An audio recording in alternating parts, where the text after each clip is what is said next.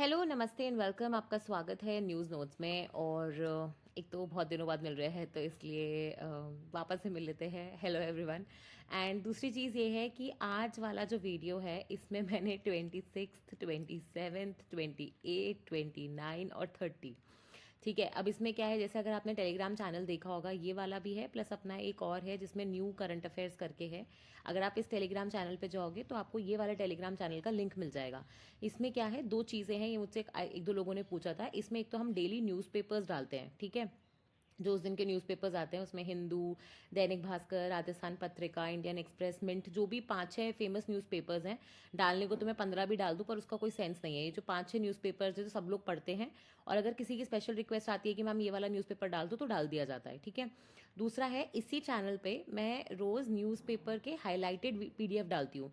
मतलब जो पूरा न्यूज़पेपर आया, जैसे इंडियन एक्सप्रेस आया तो अगर वो 18 या 20 पन्नों का आया तो उसमें जैसे मैंने पढ़ा है, जैसे मैं आपको पढ़ा रही हूँ उसमें से ही क्लिप्स बना के है, तो वो पूरा पेपर मैं वहाँ पे डाल देती हूँ और साथ में नीचे लिख देती हूँ कि भाई इस पेपर में ये चीज़ें इंपॉर्टेंट है। इससे क्या होता है कि अब वो डिले हो जाता है कई बार, उसके लिए मैं क्षमा चाहती हूँ क्योंकि मतलब वो रूटीन एक बार बैठना थोड़ा डिफिकल्ट हो पा रहा है। Single man army, single women army type चल रहा है अभी ये। और इसमें क्या होता है कि लेकिन अगर आप जाके कभी भी देखोगे ना, आपको उसके अलावा पेपर पढ़ने की जरूरत नहीं है। अगर खुद से पढ़ोगे तो 5-6 घंटे तो मिनिमम बता रही हूँ मैं। और अगर आप हाईलाइटेड हाईलाइटेड पढ़ोगे तो उसमें मैं ऑलरेडी मार्क कर देती हूँ जो आपको पता होना चाहिए, है ना।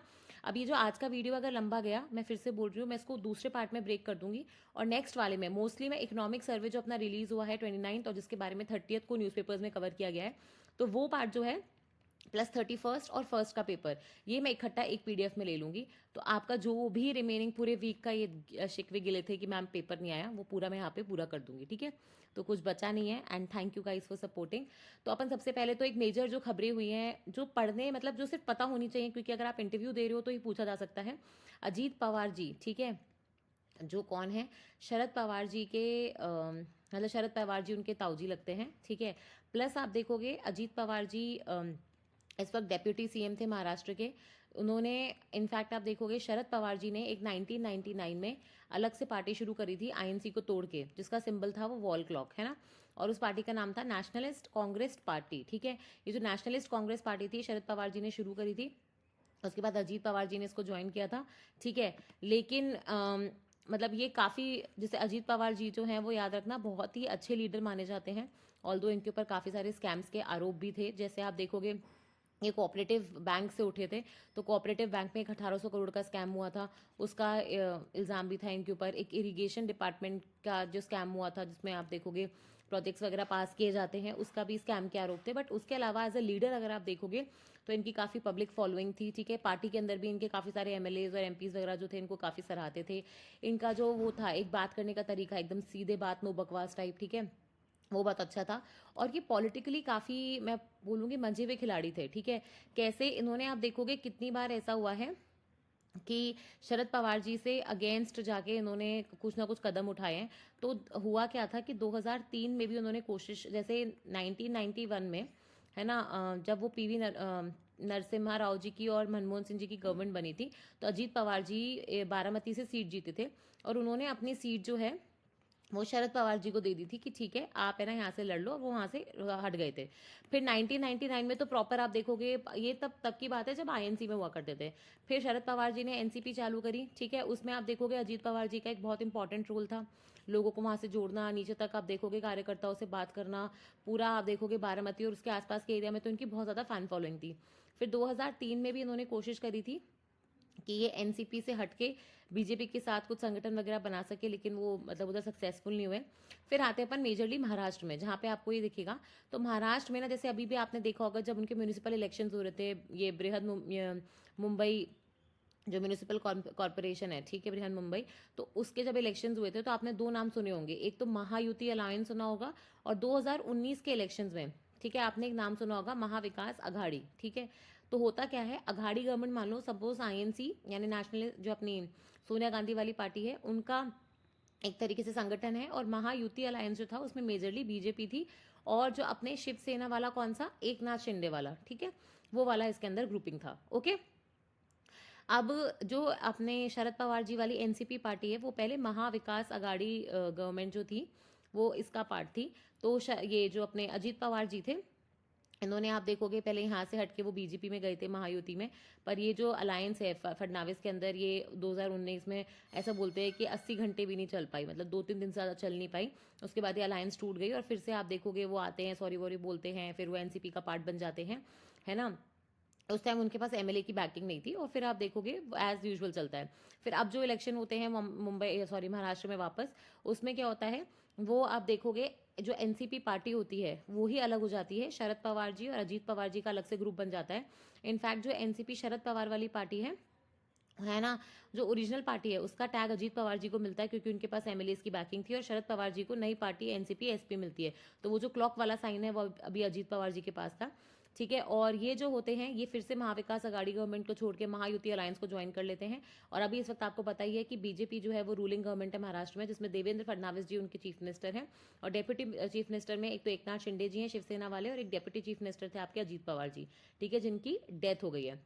तो ये उनका थोड़ा सा पॉलिटिकल करियर था जो मैंने आपको बता दिया। अब सबसे इंपॉर्टेंट बात क्या है कि अजीत पवार जी की डेथ हुई कैसे। देखो ये क्या था कि कोई रैली के लिए बारामती आ रहे थे खुद के प्राइवेट एयरक्राफ्ट से। ये प्राइवेट एयरक्राफ्ट जो है वीएसआर वेंचर्स करके या वीएसआर एविएशन करके दिल्ली की एक फर्म है, जो करीबन 30-35 हम देख रहे हैं एयरक्राफ्ट के आसपास चलाती है इंडिया में। ये प्राइवेट एयरक्राफ्ट वगैरह जो होते हैं 8 सीटर 6 सीटर टाइप के। तो ये लैंडिंग करते वक्त आप देखोगे प्रॉब्लम हुई।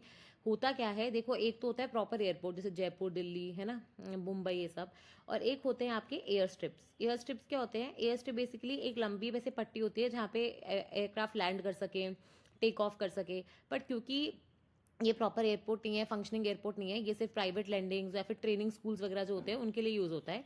तो इसलिए यहाँ पे क्या होता है, ये जो एडवांस फंक्शंस होते हैं कि फॉग को हटाने वाले, अगर विजिबिलिटी कम है तो कोई गाइड करने वाले आपके एविएशन ट्रैफिक कंट्रोल वाले है ना, या फिर टावर्स वगैरह हो गई, कोई सिग्नल्स वगैरह हो गए, वो सब प्रॉपर नहीं होते। तो बेसिकली यहाँ पे पायलट को खुद का एक्सपीरियंस प्लस जो उनका रेडियो कम्युनिकेशन है उससे कोऑर्डिनेट करके इनको, अगर विजिबिलिटी कम भी है, फॉग ज़्यादा है, कुछ भी कंडीशन है, तो उनको इन्हीं दोनों की मदद से ही आप देखोगे प्रॉपर लैंडिंग करनी पड़ती है। तो हुआ क्या था, ऐसा बोल रहे थे कि इनका जो प्लेन था उसको विजिबिलिटी नहीं मिल रही थी, और लो विजिबिलिटी के कारण वो लैंडिंग नहीं कर रहे थे। इनफैक्ट 30-35 मिनट तो उन्होंने अपना प्लेन जो है वो हवा में उड़ाया, क्योंकि उनको लैंडिंग करने के लिए स्ट्रिप दिख ही नहीं रही थी। लेकिन फाइनली आप देखोगे जब लैंड भी करे तो फिर लोगों से क्रैश की आवाज़ आती है। तो वो एक रैली अटेंड करने जा रहे थे बारामती में, लेकिन उसके पहले ही उनकी डेथ हो जाती है। ऑब्वियसली पॉलिटिकल थ्योरीज बहुत सारी है, but this is what happened, बाकी तो इन्वेस्टिगेशन होगा तब पता लगाएगा। तो हमारे यहाँ पे क्या होता है, एक एविएशन में जो एक्सीडेंट होते हैं उसका इन्वेस्टिगेशन ब्यूरो होता है, ठीक है। और ये जो इन्वेस्टिगेशन ब्यूरो है अभी अपनी पूरी रिपोर्ट सबमिट करेगा, तब पता लगेगा अपने को कि एक्चुअली हुआ क्या है, ठीक है। एंड ऑब्वियसली बहुत दुख हुआ है महाराष्ट्र में, तो आपको पता है 3 दिन का मोर्निंग है, और नेक्स्ट डे को तो उन्होंने as a state holiday declare कर दिया था। प्लस आप देखोगे जितने भी जगह हैं जहाँ पे अपना भारत का झंडा ऊंचा लहरता है, उसको अभी हाफ पास्ट पे है ना, आधी हाइट पे ही लहराया जाएगा, क्योंकि आप एक तरीके से दिखाना चाहते हो कि आपने एक अच्छे लीडर को खोया है, ठीक है। तो मैंने आपको पहले ही बता दिया कि बारामती जो एयर स्ट्रिप है वहाँ पे ज़्यादा कुछ था नहीं, और वो भी जिला परिषद के जो इलेक्शंस थे उसमें पार्टिसिपेट करने के लिए जाने वाले थे। और जिस वक्त वो वहाँ पे पहुंचे हैं उस वक्त, क्योंकि आपको पता है कि अपने दिल्ली में बजट सेशन चालू हो चुका है 28 जनवरी से, है ना। तो इसलिए आप देखोगे सुप्रिया सूले, शरद पवार जी, है ना, इनफैक्ट उनकी वाइफ सुनेत्रा पवार, ये सारे के सारे आपको पता है एमपीज हैं। तो ये वहाँ पे गए हुए थे दिल्ली इलेक्शन, वहाँ पे बजट सेशन के लिए। तो यहाँ पे से कोई भी बारामती में अवेलेबल नहीं था, ठीक है। और सबसे इम्पॉर्टेंट बात क्या है कि इस जो ये मॉर्निंग पीरियड होता है इसके अंदर कोई भी स्टेट गवर्नमेंट के कोई भी एंटरटेनमेंट फंक्शंस वगैरह जो होते हैं ऐसे प्लान्ड होते हैं, कोई भी इवेंट स्टेट गवर्नमेंट वाले नहीं होते, ठीक है। प्राइवेट तो ऑब्वियसली आप उन पर कंट्रोल नहीं कर सकते हो।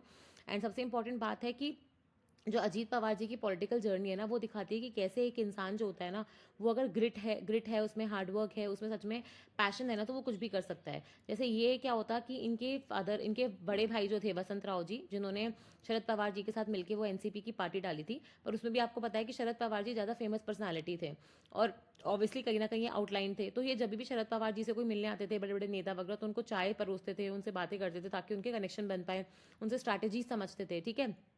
एंड इनफैक्ट आप देखोगे कि अजीत पवार जी तो थे, मैंने आपको पहले ही बता दिया कि कैसे उन्होंने 2019 में बीजेपी के साथ हाथ जोड़े थे, लेकिन वो गवर्नमेंट चल नहीं पाई थी, फिर वापस एनसीपी रिटर्न कर गए थे, महाविकास अघाड़ी का पार्ट बन गए थे, और फिर 2023 में फिर से स्प्लिट हो जाता है, और उसके बाद अब देखोगे आप ये डेप्यूटी सीएम थे, ठीक है। 9 सीटर एयरक्राफ्ट है, बहुत सारे एयरक्राफ्ट इंडिया में ऐसे हो रहे हैं, लेकिन अभी क्या होगा, फिर से आप देखोगे वीएसआर वेंचर्स जो होंगे उसके ऊपर प्रॉपर इन्वेस्टिगेशन होगी कि कहीं इनके एयरक्राफ्ट में तो कोई प्रॉब्लम नहीं थी, ठीक है। और सबसे इंपॉर्टेंट बात क्या है कि मतलब हाँ, मतलब ये तो इनकी फैमिली डायनेमिक्स है। शरद पवार जी की बेटी हैं सुप्रिया सूले, देखिए वो भी एमपी हैं, कहाँ पे, अपने लोकसभा में बारामती से, ठीक है। और ये मैंने आपको बता ही दिया कि इनके ऊपर काफ़ी सारे एलिगेशंस लगे हुए थे, बट मुझे ऐसा लगता है कि इनकी जो पॉलिटिकल लेगेसी है वो फार फार ग्रेटर है। और फार आप देखोगे इनका जो लोगों में प्यार था, क्योंकि एवरीबडी जो बारामती से हैं स्पेशली, जैसे हमारे भी कॉलेज में एक दो लोग थे, वो बार बार ये कहते थे कि बारामती से अगर कोई भी है और उनकी कोई समस्या है तो वो डायरेक्टली अजीत पवार जी से मिल सकते हैं। मतलब वो इतने ज़्यादा अपने अपने जो कॉन्स्टिट्यूएंसी है उसके लोगों के प्रति इतना ज़्यादा वो लोग प्रेम रखते थे। अब आते हैं अपन नेक्स्ट आर्टिकल पे। तो ये अजीत पवार जी के बारे में था। तो obviously nation has lost a very political hero. Now हम देखते हैं कि एक न्यूज़ आ रही है रेलवे से। तो अभी क्या हो रहा है कि आपने देखा होगा इंटरव्यूज़ वगैरह में वंदे भारत के बारे में बहुत क्वेश्चंस पूछ रहे हैं। देखो आज मैं क्लियर करती हूँ। इंडिया में क्या है, अगर मैं फास्ट ट्रेन की बात करूं जो बहुत ज़्यादा तेज़ी से चलती हैं, जिनकी स्पीड 120 या 130 किलोमीटर पर आवर के आसपास होगी, तो उसमें आपने एक तो शताब्दी का नाम सुना होगा, एक आपने राजधानी का नाम सुना होगा, ठीक है, एक आपने दुरंतो का नाम सुना होगा, करेक्ट है। और इसी में अब एक ऐड हो गई है, वो है वंदे भारत। अब पहले इनका मतलब समझो। देखो शताब्दी राजधानी वगैरह जो है बहुत पुरानी ट्रेन है, 1969 के आसपास आई थी। और जब ये आई थी इंडिया में तो अब उस टाइम ऐसा बोला जा रहा था कि रेलवे में रेवोल्यूशन आया है, क्रांति आई है, क्योंकि उसके पहले बहुत ही स्लो स्पीड में 70-80 किलोमीटर पर आवर की स्पीड से चलने वाली ट्रेन थी। अब इनमें फ़र्क क्या होता है, देखो राजधानी जो होती है ना वो ओवरनाइट जर्नीज़ के लिए होती है, जो लंबे जर्नीज़ होते हैं ना, लॉन्ग जिनमें डिस्टेंसेज होते हैं उसको कवर करने के लिए होती है। इसमें एसी स्लीपर ये वाले कोचेज़ ही होते हैं, ठीक है, जनरली। तो ये लंबे लंबे डिस्टेंसेस कवर करती है, इसमें खाना वाना सब मिलता है, वो वाला कंफर्ट वाली ट्रेन है, ठीक है, उस जमाने के कंफर्ट के हिसाब से। शताब्दी भी राजधानी जैसी है, उतनी स्पीड से चलती है, लेकिन ये शॉर्ट डिस्टेंसेस के लिए होती है। जनरली आप देखोगे राजधानी जो होती है वो रात ओवरनाइट में जर्नी ट्रैवल करती है, शताब्दी जो होती है वो डे वाली जर्नीज ट्रैवल करती है। तो बहुत लंबे रास्ते नहीं होते, शॉर्ट डिस्टेंसेस को कवर करने के लिए शताब्दी है, जैसे जयपुर से दिल्ली, दिल्ली से चंडीगढ़, ऐसे टाइप की। राजधानी हो जाएगा जैसे आपका जयपुर से बिहार जाना है, उस इतना लंबा जर्नी जो होता है वो। दुरंतो क्या है, दुरंतो भी बेसिकली लंबे डिस्टेंसेस के लिए है, लेकिन इसमें क्या होता है, आपके जो स्टॉप्स होते हैं वो कम होते हैं। जैसे एक स्टेट में एक ही स्टॉप होता है इनका। तो जैसे अगर आप जयपुर से मुंबई वाले दुरंतो लेते हो, तो राजस्थान में आप देखोगे इसका जयपुर, और लास्ट में जहाँ पे वो एक पहले इंजन चेंज होता था, तो वहाँ पे जैसे कोटा या सवाई माधोपुर उसके आसपास, फिर उसके बाद सीधा एमपी में एक स्टॉप रतलाम हो जाएगा, फिर गुजरात में एक स्टॉप, ऐसे करके आप देखोगे 5 ही स्टॉप थे उसके पूरे। तो लंबी जर्नीज को क्योंकि स्टॉप कम कर दिया आपने, तो बार बार ट्रेन को रोकने का, स्पीड लेने का दिक्कत नहीं रहता है, तो तेज हो जाती है ट्रेन। अब आते हैं अपन वंदे भारत पे, ठीक है। वंदे भारत क्या है, देखो वंदे भारत क्या है, एक ट्रेन है जो 2019 के आसपास सरकार ने बनाई थी, 2018 में मान लो। और इसको बेसिकली ट्रेन 18 के नाम से भी जानते हैं, ठीक है। इसको, ये पहली इंडिया की हाई स्पीड ट्रेन है, ठीक है, जिसको हमने खुद मेक इन इंडिया के अंदर, हमारी इंटीग्रेटेड कोच फैक्ट्री है चेन्नई में, ठीक है, जिसमें आप देखोगे 80-90% से ज़्यादा इंडिजनाइजेशन हुआ है, मतलब मेक इन इंडिया के अंदर हमने इसको बनाया है, ठीक है। इसमें 18 कोच हुआ करते थे, इसलिए इसको ट्रेन 18 का नाम दिया गया था। और ये वंदे भारत जो है ना, बेसिकली ये रेलवे में जो दूसरी क्रांति है राजधानी के बाद, वो लाने के लिए बनाई गई थी। क्यों, क्योंकि ये जो ट्रेन थी इसमें सारे मॉडर्न फीचर्स होने थे, सीसीटीवी लगा होना था, इसमें जो आपकी चेयर है वो पूरी आप देखोगे। ये पहले चेयर कार वर्जन आया था, और अभी आपको पता है रिसेंटली जो हमारे मोदी जी हैं उन्होंने हावड़ा से लेकर गुवाहाटी तक वंदे भारत स्लीपर, और ऑब्वियसली वहां से वापस आने के लिए वंदे भारत स्लीपर को वर्चुअल फॉर्म में इनॉग्रेट किया था। तो पहली बार अब वंदे भारत स्लीपर बनाई गई है, ये 16 कोच की थी, और अब इसी को 24 कोच का बनाने की बात करी जा रही है, ठीक है। तो इसके अंदर आपकी जो पहले चेयर कार आई थी वो पूरी 360 डिग्री घूम जाती थी, इसमें चार्जिंग पॉइंट्स वगैरह हैं, फिर आपकी जो लाइट होती है रीडिंग लाइट्स वो भी ऑटोमेटिक है, देख के अपने आप ऊपर नीचे हो जाती हैं, विंडोज़ बहुत अच्छी हैं, आपके बायो वैक्यूम टॉयलेट्स वगैरह हैं, ठीक है। प्लस आप देखोगे जैसे मेट्रो स्टेशन में होता है ना, कि मेट्रो के जो ट्रेन होती है उसमें होता है कि आपको वाईफाई कनेक्टेड आपको बताते रहते हैं कौन सा स्टॉप आया, बार बार खिड़की से झांकने की जरूरत नहीं है, वो भी है। आपके डोर्स भी ऑटोमेटिक क्लोज होंगे, ऑटोमेटिक बंद होंगे, तो जो एक्सीडेंट्स होने के चांसेस होते हैं वो भी नहीं है। प्लस आप देखोगे सिग्नलिंग सिस्टम्स वगैरह हैं। प्लस इसमें क्या होता है, आपको इलेक्ट्रिसिटी से चलने वाली ट्रेन है, इसमें डीजल डीजल का कोई लफड़ा नहीं है। तो इसमें जितने भी आप मॉडर्न फीचर सोच सकते हो, मतलब फ्लाइट जैसे फीचर्स आपको एक ट्रेन में देने की कोशिश करी गई है, इसलिए इनका किराया भी ज़्यादा होता है। तो वंदे भारत पहले चेयर कार फॉर्म में आई थी, करीबन 80 के आसपास वंदे भारत ट्रेन इधर उधर रन कर रही हैं। जैसे अगर मैं जयपुर से बात करूँ, तो जयपुर से आप देखोगे दिल्ली की एक चलती है, प्लस आप देखोगे अजमेर से दिल्ली भी है ना, और एक आई थिंक कोटा से दिल्ली है। तो ऐसे करके 3 वंदे भारत तो जयपुर से ही निकलती हैं। तो ये 80 के आसपास है। इनको आप देखोगे वंदे भारत को बोला जा रहा है कि करीबन, हाँ, मतलब जब तक 2030 से 2047 तक हम 2400 वंदे भारत चलाएंगे। अब देखते हैं कैसे चलती है। और इसी में एक नया वेरिएशन आया था, वंदे भारत स्लीपर। ठीक है, इसके बाद आपको पता है कि रेलवे ने एक मुहिम चलाई है जिसको अपन बोलते हैं रेलवे रिफॉर्म्स की। तो रेलवे रिफॉर्म्स जो है, और इनफैक्ट सरकार भी बोल रही है जो ये ईयर है, this is year of reforms, जिसके अंदर हम बहुत सारे रिफॉर्म्स करेंगे। तो रेलवे क्या करेगा, बोल रहा है 52 हफ्तों में हम 52 रिफॉर्म्स करेंगे। उसमें अब इनकी रिफॉर्म्स में जैसे फूड की क्वालिटी हो गया, क्यूजीन का डेवलपमेंट हो गया, कि जिस स्टेट से गुजरो आपको उस स्टेट का क्यूजीन मिल जाए, वन स्टेशन वन प्रोडक्ट हम देख रहे हैं, उस टाइप का भी कुछ सेटअप हो जाएगा। तो ऐसे करके बहुत सारे रिफॉर्म्स है जो रेलवेज खुद करना चाहता है। ठीक है, अब कोई कंफ्यूजन नहीं होना चाहिए कि राजधानी क्या है, शताब्दी क्या है, दुरंतो क्या है, वंदे भारत क्या है, वंदे भारत स्लीपर क्या है। मैंने सब बता दिया आपको इसके अंदर। ठीक है, तो अब ये मैंने बताया ना कि आपको जो 16 कोच वाली वंदे भारत स्लीपर है, एक तो इसको और रूट्स पर चलाने की बात करी जा रही है, और 16 से इसको बढ़ा के 24 कोच को करने की बात करी जा रही है। ठीक है, और इसमें क्या होता है, लग्जूरियस ट्रैवल है, बहुत ही हाई बेंचमार्क हमने सेट किया है अपने लिए। और इसमें पैसेंजर एमेनिटीज़ हो गया, रीडिंग लाइट्स हो गया, चार्जिंग पॉइंट्स हो गया, वाईफाई हो गया। ठीक है, प्लस आपके बायो वैक्यूम वाले टॉयलेट्स हो गए, लगेज स्पेसेस भी आप देखोगे प्रॉपर है, इंप्रूव्ड है, ऐसा नहीं कि आपके ऊपर सामान गिर जाएगा, है ना। और सबसे इंपॉर्टेंट बात है, जो पीपल विद डिसेबिलिटी होती है उनके लिए भी रैम्स वगैरह है, उनके लिए भी चेयर्स वैसी हैं, स्पॉट्स बनाए गए हैं। ठीक है, टॉयलेट्स और रैम्स की फैसिलिटी अवेलेबल करवाई जाइए। और प्लस इनका जो ट्रेन का जो प्रोपल्जन और कंट्रोल सिस्टम है, और एक और इंपॉर्टेंट चीज़ है वंदे भारत ट्रेन में जो उस वक्त राजधानी में अवेलेबल नहीं थी, वो ये थी कि इनमें ना कवच है। कवच क्या होता है, एक एंटी कोलिजन सिस्टम होता है, जिस वजह से ट्रेन जो होती है वो भिड़ती नहीं है। ठीक है, वो पहले ही रुक जाती हैं। तो वो जो एंटी कोलिजन सिस्टम है, इंटेलिजेंट डायग्नोस्टिक्स टाइप का होता है, जो आपको पहले ही बता देता है। और आपकी ट्रेन अगर बाई चांस आपका लोकोमोटिव पायलट सो भी गया, उसमें क्या होता है कि जैसे सपोज करो, मैं आपको बताती हूँ, एक मिनट। जैसे ये आपकी वंदे भारत ट्रेन है, ठीक है, तो उसमें क्या होता है, आगे की साइड पे जहाँ पे वो लोकोमोटिव पायलट बैठता है, वहाँ पे कैसी स्क्रीन टाइप की बनी होती है, उसमें सारे पैरामीटर्स जो होते हैं कि सिग्नल कब रेड है, ग्रीन है, ट्रेन का क्या चल रहा है, उसकी स्पीड क्या है, ठीक है, आगे कुछ है रहा है, तो वो सारी चीज़ें उसको दिखती रहती है, क्योंकि आगे सीसीटीवी कैमरा लगे हैं। तो इसमें क्या होता है, अगर बाई चांस पायलट सो भी गया तो भी आपकी जो ट्रेन होती है वो ऑटोमेटिक मोड पे कभी भिड़ेगी नहीं, क्योंकि वो अपने जो डायग्नोस्टिक्स होते हैं उसको लेके वो खुद डिसीजन ले पाएगी। तो काफ़ी इंपॉर्टेंट हम देख रहे हैं कि इसमें चीज़ें आपने ऐड कर रखी हैं।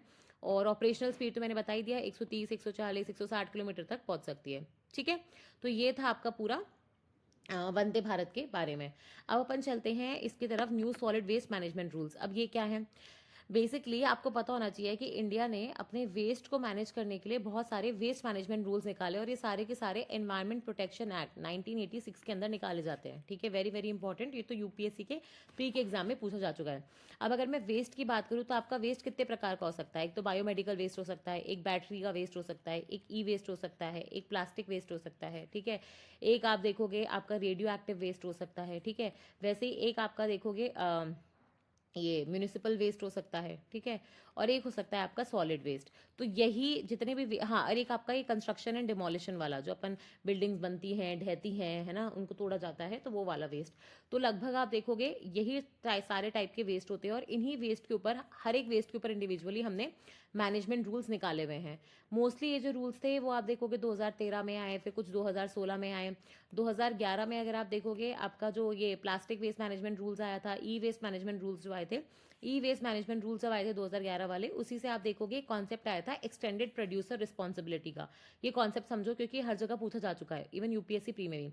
एक्सटेंडेड प्रोड्यूसर रिस्पॉन्सिबिलिटी क्या होती है, बेसिकली सपोज आप प्रोड्यूसर हो, जो कोई स्मार्टफोन्स वगैरह बना रहे हो, टीवी वगैरह बना रहे हो, तो अब ये जो टीवी है इसका जो एंड में डिस्पोजल होगा, कि भाई किसी ने इसको यूज़ किया, वो टीवी खराब हो गई, उसने रिप्लेस कर दिया, तो डिस्पोजल कैसे होगा, कि टीवी को मतलब खराब टीवी का क्या किया जाएगा, तो वो जो डिस्पोजल है वो कैसे होगा, वो अब बेसिकली प्रोड्यूसर की ही रिस्पॉन्सिबिलिटी है। समझ में आ रहा है, इसी को बोलते हैं एक्सटेंडेड प्रोड्यूसर रिस्पॉन्सिबिलिटी। मतलब प्रोड्यूसर की रिस्पॉन्सिबिलिटी सिर्फ सामान बनाने पे खत्म नहीं हो जाती, उसकी रिस्पॉन्सिबिलिटी जब तक सामान डिस्पोज नहीं होगा ना, तब तक रहती है। ठीक है, तो इसको बोलते हैं एक्सटेंडेड प्रोड्यूसर रिस्पॉन्सिबिलिटी। पहले ये सिर्फ ई वेस्ट के लिए आई थी, फिर आप देखोगे इसको प्लास्टिक वेस्ट के लिए लिया गया था, और अब आप देखोगे सॉलिड वेस्ट मैनेजमेंट के अंदर भी इसको लिया जा रहा है। बैटरी वेस्ट में भी आप देखोगे एक्सटेंडेड प्रोड्यूसर रिस्पॉन्सिबिलिटी होती है। ठीक है, बायोमेडिकल वेस्ट में भी एक्सटेंडेड प्रोड्यूसर रिस्पॉन्सिबिलिटी को बढ़ा दिया गया है। रेडियो एक्टिव वेस्ट में तो डेफिनेटली होती ही होती है। तो ये एक्सटेंडेड प्रोड्यूसर रिस्पॉन्सिबिलिटी बहुत इंपॉर्टेंट कॉन्सेप्ट होता है, क्योंकि इसके बिना आप देखोगे आप प्रोड्यूसर के ऊपर कोई फाइन लगा ही नहीं सकते। अब प्रोड्यूसर का सिर्फ यही काम नहीं है, प्रोड्यूसर हो, इंपोर्टर हो, बल्क मैन्युफैक्चरर हो, कोई भी हो, उसका सिर्फ ये काम नहीं है कि मैंने बना दिया, मैंने प्लास्टिक बना दी, मैंने इलेक्ट्रॉनिक कोई आइटम बना दिया, मैंने बैटरी बना दी, या मैंने कोई बायोमेडिकल इक्विपमेंट बना दिया। उसका काम ये भी है ये देखना कि वो जो एंड ऑफ द लाइफ होती है, जब आप देखोगे प्रोडक्ट अपनी लाइफ के एंड पे पहुंच चुका है, अब वो कोई फर्दर वापस यूज में नहीं आ रहा है, तो उसका कैसे डिस्पोजल किया जाए, उसका सेफ एनवायरमेंट हैंडलिंग की जाए, ताकि एनवायरमेंट को उस डिस्पोजल की वजह से कोई पोल्यूशन ना हो। ठीक है, तो ये एक्सटेंडेड प्रोड्यूसर रिस्पॉन्सिबिलिटी बहुत इंपॉर्टेंट कॉन्सेप्ट है। अब अपने पास जितने भी रूल्स आए हैं, इनमें क्या होता है, बार बार अमेंडमेंट होते रहते हैं। जैसे 2016 में आए तो 2019 में अमेंडमेंट हो गया, फिर 22 में हो गया। तो अब क्या है, सरकार ने सॉलिड वेस्ट मैनेजमेंट के नए रूल्स निकाले हैं, ठीक है, जो अभी 2026 में निकाले हैं। इस सॉलिड वेस्ट मैनेजमेंट को पहले समझो कि सॉलिड वेस्ट होता क्या है। देखो, सॉलिड वेस्ट का मतलब क्या होता है, कोई भी वेस्ट जो सॉलिड हो। बेसिकली सॉलिड मतलब, देखो जब आप इसको अपने घर से इमेजिन करो कि आपका ही घर है, ठीक है, आपके घर में एक तो वॉशरूम्स होते हैं, बाथरूम्स वगैरह होते हैं, वहां से क्या निकलता है, वहां से निकलता है आपका गीला वेस्ट, है ना। इसको अपन लिक्विड वेस्ट बोलते हैं या फ्लूइड वेस्ट बोलते हैं। आपके दो तरीके से, एक तो होता है टॉयलेट, है ना, जहाँ पे फ्लशिंग वगैरह होती है, और एक होता है आपका बाथरूम, जहाँ पे आप नहाते हो। बाथरूम से निकलता है आपका ग्रे वाटर, ठीक है, और टॉयलेट से निकलता है आपका ब्लैक वाटर। ये जो टॉयलेट वाला वाटर होता है, इसको आप किसी भी तरीके से घर में रिसाइकिल नहीं कर सकते। अगर ये रिसाइकिल होगा भी, इससे पानी निकालोगे भी साफ, तो जो रिसाइकलिंग प्लांट होते हैं वो बड़े बड़े होते हैं, जहाँ पे बहुत सारे घरों का, पूरी लोकेलिटीज़ का पानी आता है। फिर प्रॉपर प्राइमरी, सेकेंडरी, टर्शरी करके ट्रीटमेंट होते हैं, और उसके बाद उसमें से पानी निकलता है। ठीक है, और एक बाथरूम वाटर होता है ग्रे वाटर। इसको अगर आप चाहो तो घर में ही थोड़ा सा फिल्टर वल्टर करके इसका जो पानी है आप गार्डनिंग और वो सारे पर्पसेस के लिए यूज़ कर सकते हो। ठीक है, फिर एक तो ये वाला तो होता है लिक्विड वाटर टाइप का चीज़, है ना। तो ये तो आपका सॉलिड वेस्ट नहीं है। सॉलिड वेस्ट क्या है, जैसे आपके घर में कोई गार्डन है, वहाँ से कुछ पत्तियाँ और ये सारा जो वेस्ट होता है वो निकल रहा है, आपके किचन से कोई वेस्ट निकल रहा है, ठीक है, आपके घर से जो वेस्ट निकलता है, जिसमें आपके इलेक्ट्रॉनिक आइटम्स भी हो सकते हैं, सैनिटरी पैड्स भी हो सकते हैं, आपके बच्चों के डायपर हो सकते हैं, है ना, कांच वाँच हो सकता है, कुछ भी हो। बेसिकली मैं बोल रही हूँ फ़ोन्स हो सकते हैं, जो भी आपका डेली आप रद्दी वाले को सामान देते हो, है ना, पेपर हो गया, क्लॉथ हो गया, वो सारी चीज़ें भी हो सकती हैं। तो वो सारी चीज़ें जो सॉलिड हैं, ठीक है, उसी को आप बोलते हो सॉलिड वेस्ट। अब सॉलिड वेस्ट जो होता है अलग अलग प्रकार का होता है, ठीक है। जैसे सॉलिड वेस्ट जो होता है, आपने कई बार देखा होगा अलग अलग डस्टबिन बनी होती हैं। एक होती है हरे कलर की डस्टबिन, एक होती है ब्राउन कलर की डस्टबिन, ठीक है, एक होती है ब्लू कलर की डस्टबिन, और एक होती है ग्रे या ब्लैक कलर की डस्टबिन। ठीक है, तो होता क्या है कि हमारे यहाँ पे डिपेंडिंग अपॉन कि आपका वेस्ट कैसा है, और है ना, उससे आप डस्टबिन का कलर बताते हो। फॉर एग्जाम्पल, जो आपका ड्राई वेस्ट होता है, ड्राई वेस्ट में जैसे आपका किचन वाला वेस्ट हो गया, मतलब जो ड्राई वेस्ट है, ऑर्गेनिक वेस्ट है, ठीक है, आपका जो ऑर्गेनिक वेस्ट है, सॉरी ड्राई वेस्ट नहीं, आपका वेट वेस्ट जो होता है, जिसमें ऑर्गेनिक वेस्ट होता है, जिसमें किचन का कचरा आता है, आपके गार्डन का कचरा वगैरह आता है, बेसिकली ऑर्गेनिक वेस्ट होता है। बायोडिग्रेडेबल वेस्ट होता है, जिसको अगर आप देखोगे कंपोस्टिंग कर दो अगर आप, है ना, तो उससे आप फर्टिलाइजर निकाल सकते हो। जिसमें तो ये वाला जो वेस्ट होता है, बनाना के पील्स हो गए, फ्रूट वेजिटेबल्स का ऊपर का हिस्सा हो गया, या फिर आपके सड़े हुए गले हुए फ्रूट वेजिटेबल्स हो गए, कुछ खाना बचा हुआ हो गया, तो ये सारा बायोडिग्रेडेबल वेस्ट होता है, ऑर्गेनिक होता है, ग्रीन वेस्ट होता है। ठीक है, तो इसको आप कंपोस्टिंग वगैरह कर सकते हो, इससे फर्टिलाइजर बना सकते हो। तो इसलिए आप देखोगे इसको ग्रीन डस्टबिन में डालना होता है, जिसका नाम होता है ड्राई वेस्ट। ठीक है, फिर वैसे एक होता है आपका हजार्डस वाला। ठीक है, हजार्डस वेस्ट क्या होता है, जैसे आपका आपके ये हो गए सैनिटरी पैड्स हो गए, या आपके बच्चों के डायपर वगैरह हो गए, है ना, तो इसमें क्या होता है, इनका जो डिस्पोजल होता है आपको, तो ये तो होता है अपना ग्रीन। अब ब्राउन वेस्ट, जैसे अपने सैनिटरी नैपकिन्स वगैरह हो गए, है ना, अपने डायपर्स हो गए बेबी के, तो ये होता है आपका हजार्डस वेस्ट। क्यों? क्योंकि इसका अगर प्रॉपर डिस्पोजल नहीं किया है, इसको पेपर के अंदर रैप करके, पॉलीथीन वगैरह के अंदर डाल के, या फिर है ना कोई ब्राउन बैग के अंदर डाल के फिर इसको डिस्पोज करना चाहिए। तो इसका जो कलर होता है वो जनरली ब्राउन होता है। ठीक है, ओके। और एक जैसे एक आपकी ब्लू कलर की डस्टबिन होती है, ये सब आपने देखी होगी, पता है, जब आप हॉस्पिटल जाते हो तो आपने देखा होगा 3 कलर की उन्होंने डस्टबिन लगा रखी होती है। ग्रीन कलर की पे लिखा होता है वेट वेस्ट, है ना, एक ब्लू कलर की होती है उस पर लिखा होता है ड्राई वेस्ट, फिर एक है ना उनकी वो ग्रे ब्लैक कलर की होती है जिसमें वो लोग हजार्डस वेस्ट लिखते हैं। ठीक है, तो वो अलग अलग है, लेकिन अभी फाइनली इसमें डस्टबिन का जो कलर है वो थोड़ा चेंज हुआ है। तो वेट वेस्ट मैंने आपको बता दिया, जो बायोडिग्रेडेबल है, ऑर्गेनिक है, जिसका फर्टिलाइजर बना सकते हो। ड्राई वेस्ट अपन समझेंगे। हजार्डस वेस्ट जो पहले कैटेगरी थी वो बेसिकली डायपर्स और सैनिटरी नैपकिन वाली थी, जो ब्राउन कलर की होती है। अब एक ब्लू कलर की जो डस्टबिन होती है वो होता है आपका ड्राई वेस्ट। ड्राई वेस्ट में सब कुछ आ जाएगा जो आप रद्दी में देते हो, बेसिकली आपके पेपर्स हो गए, क्लॉथ हो गए, आपका इलेक्ट्रॉनिक वेस्ट, बैटरी वेस्ट, है ना, ये सारी चीज़ें इसके अंदर आती थी। अब अपन ने क्या करा है, इसको थोड़ा सा क्लासीफाई कर दिया है। तो यहाँ पे आप देखोगे, एक मिनट, कि इन्होंने क्या करा है, बेसिकली ड्राई वेस्ट हो गया, एक आपका मतलब वेट वेस्ट हो जाएगा, ठीक है। वेट वेस्ट के अंदर क्या आ जाएगा, जैसे वेट वेस्ट तो अपन ने देख लिया, ड्राई वेस्ट मतलब जो नॉन बायोडिग्रेडेबल है लेकिन वो रिसाइक्लेबल है, ठीक है। इसके अंदर आपके नॉन ऑर्गेनिक मटेरियल आ जाएंगे जिसमें मॉइस्चर कंटेंट कम होता है, इसलिए आप देखोगे वो बायोडिग्रेड नहीं हो सकते। ये ब्लू कलर के उसमें जाते हैं, जैसे आपके प्लास्टिक की बॉटल्स हो गए, आपका ग्लास हो गया, न्यूज़पेपर्स हो गए, कार्डबोर्ड हो गए, मैंने कहा ना वो सारी चीज़ें जो आप रद्दी वाले को देते हो, ठीक है, रबड़ हो गया, वुड का आइटम हो गया, कोई जार वगैरह हो गए, वो सारी चीजें अब आपके ड्राई वेस्ट यानी नॉन बायोडिग्रेडेबल ब्लू कलर वाली डस्टबिन में आ जाएंगी। फिर होता है इसके अंदर एक सैनिटरी वेस्ट, जिसमें वो सैनिटरी नैपकिन और वो सब आता है। अब इसमें एक चौथी कैटेगरी बनाई गई है जिसको अपन बोलते हैं स्पेशल केयर वेस्ट, जो कि ग्रे या ब्लैक कलर की होगी, ठीक है, डस्टबिन। इसके अंदर बेसिकली ऐसे कोई चीजें जिसमें से आपके केमिकल्स निकल सकते हैं, जो हजार्डस हो सकते हैं, जो फ्लेमेबल है, टॉक्सिक है, जैसे आपका पेंट वगैरह करवाते हो तो पेंट के डब्बे होते हैं, उसमें से केमिकल्स में से फ्यूम्स निकलता रहता है, ठीक है। या फिर आप देखोगे जो बैटरीज वगैरह होती है गाड़ी की, है ना, जो लाइट के बल्ब वगैरह होते हैं, अगर वो टूट जाए, मर्क्यूरी के थर्मोमीटर्स हो गए, पेस्टिसाइड्स इंसेक्टिसाइड्स के डब्बे हो गए, आपके ये जो क्लीनिंग एजेंट्स होते हैं जैसे लाइजॉल हो गया, फिनाइल वगैरह हो गया, इनकी बोतलें हो गई, तो ये सारी क्या है, इसमें कुछ केमिकल्स होते हैं जो बहुत हार्मफुल होते हैं, टॉक्सिक होते हैं, हजार्डस होते हैं, फ्लेमेबल भी हो सकते हैं। तो इनको स्पेशल तरीके से स्पेशल केयर लगती है इनको डिस्पोज करने के लिए, ठीक है। तो ये वाले जो हो जाएंगे आपके स्पेशल केयर वेस्ट हो जाएंगे। तो एक तो आपके सॉलिड वेस्ट मैनेजमेंट रूल्स ने क्या करा है, एक तो इसने जो कैटेगरीज थी वो बदल दी और उनके जो कलर्स थे वो आपको स्पेसिफाई कर दिए हैं, और ये सारे के सारे आपको 1 अप्रैल से लागू हो जाएंगे। जितनी भी अर्बन लोकल बॉडीज होंगी, म्यूनिसिपैलिटीज होंगी, वहां पे स्पेशल ध्यान रखा जाएगा। और दूसरी चीज जो इस वेस्ट के अंदर हुई है, एक मिनट, अपन यहां से पहले इसको इरेज करते हैं, ठीक है।